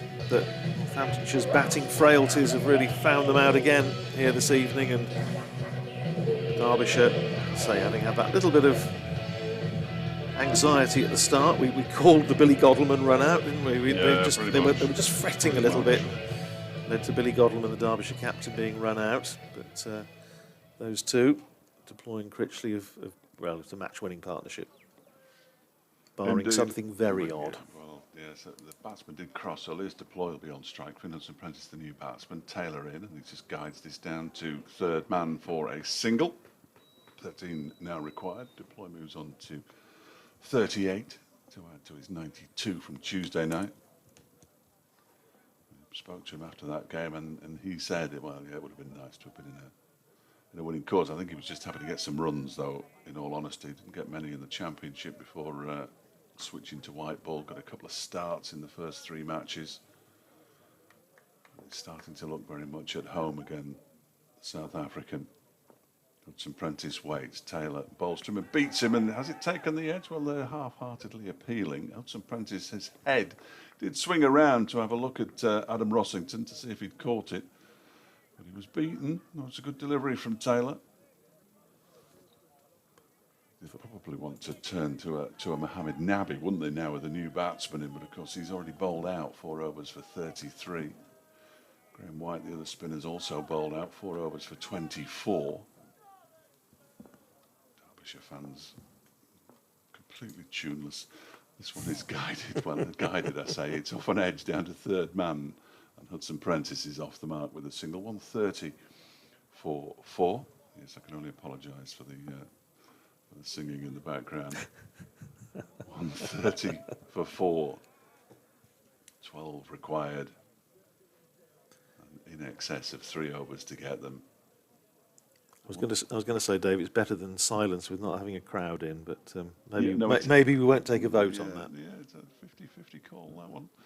Taylor to deploy, goes for the ramp, gets 4 runs, I fancy, although the fielder is coming around, and he has got around there. He's only going to get a single for what was a decent-looking shot, and he got plenty of bat on it, but he only picks up a single. I'm going to say Vasconcelos. Well done. Thank you very much. Out in the distance, Nabi's on the other side because he's got the blue boots on. That makes him very simple to spot, but I was going on height there, although everybody looks quite small because they're all a long way away. But Ricardo Vasconcelos got around nicely there. Deploy moves on to 39, 131 for 4. 11 needed.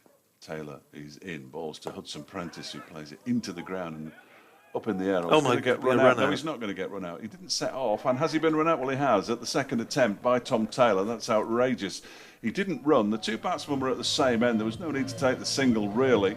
Hudson Prentice then ran after the initial shot at the stumps had missed, but unfortunately, or fortunately for Northamptonshire, Taylor was alert to it, picked the ball up and threw the stumps down, and that's the second run out. That's entirely unnecessary. Hudson Prentice goes for 1 of 2 deliveries, and our Derbyshire going to wobble here. 11 required from the final 3 overs. Yeah, it was just a messy bit of cricket, really, wasn't it, all round? And the only good thing about it was the final throw from Tom Taylor, when he had to throw from about 15 yards away and threw down the stumps. But it was a scrappy bit of cricket. It's been slightly one of those games. Do you know why? And it was a brainless piece of cricket as well, because they've run a single and now deploys up the non-strikers end again, because it was the final ball of the over. I've got the new batsman in, another wicket here, and all of a sudden you're into the Derbyshire. Well, Alex Thompson would probably argue that he's not a tail ender, but Thompson, Van Beek, McCurr and Scrimshaw, and there's really no need for any kind of panic. Although, having said that, Brooke Guest has been opening the batting in red ball cricket, I'm all batting at 3, so he's an accomplished batsman.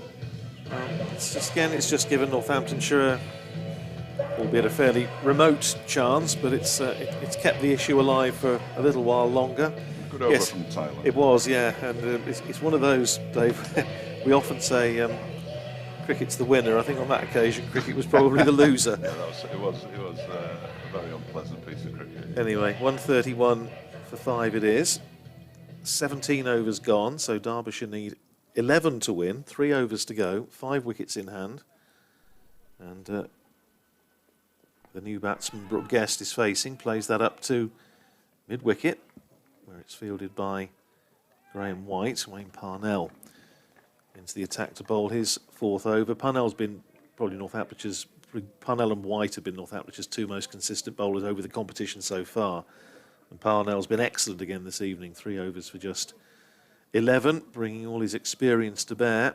But the fact is that tonight Northamptonshire just really haven't had enough to bowl at, I don't think. Here's Parnell round the wicket, bowls short to Guest, who pulls, and he's going to get a single as it goes down there to deep backward square, where it's fielded by Ben Sanderson, coming in off the boundary, and they're through for a single.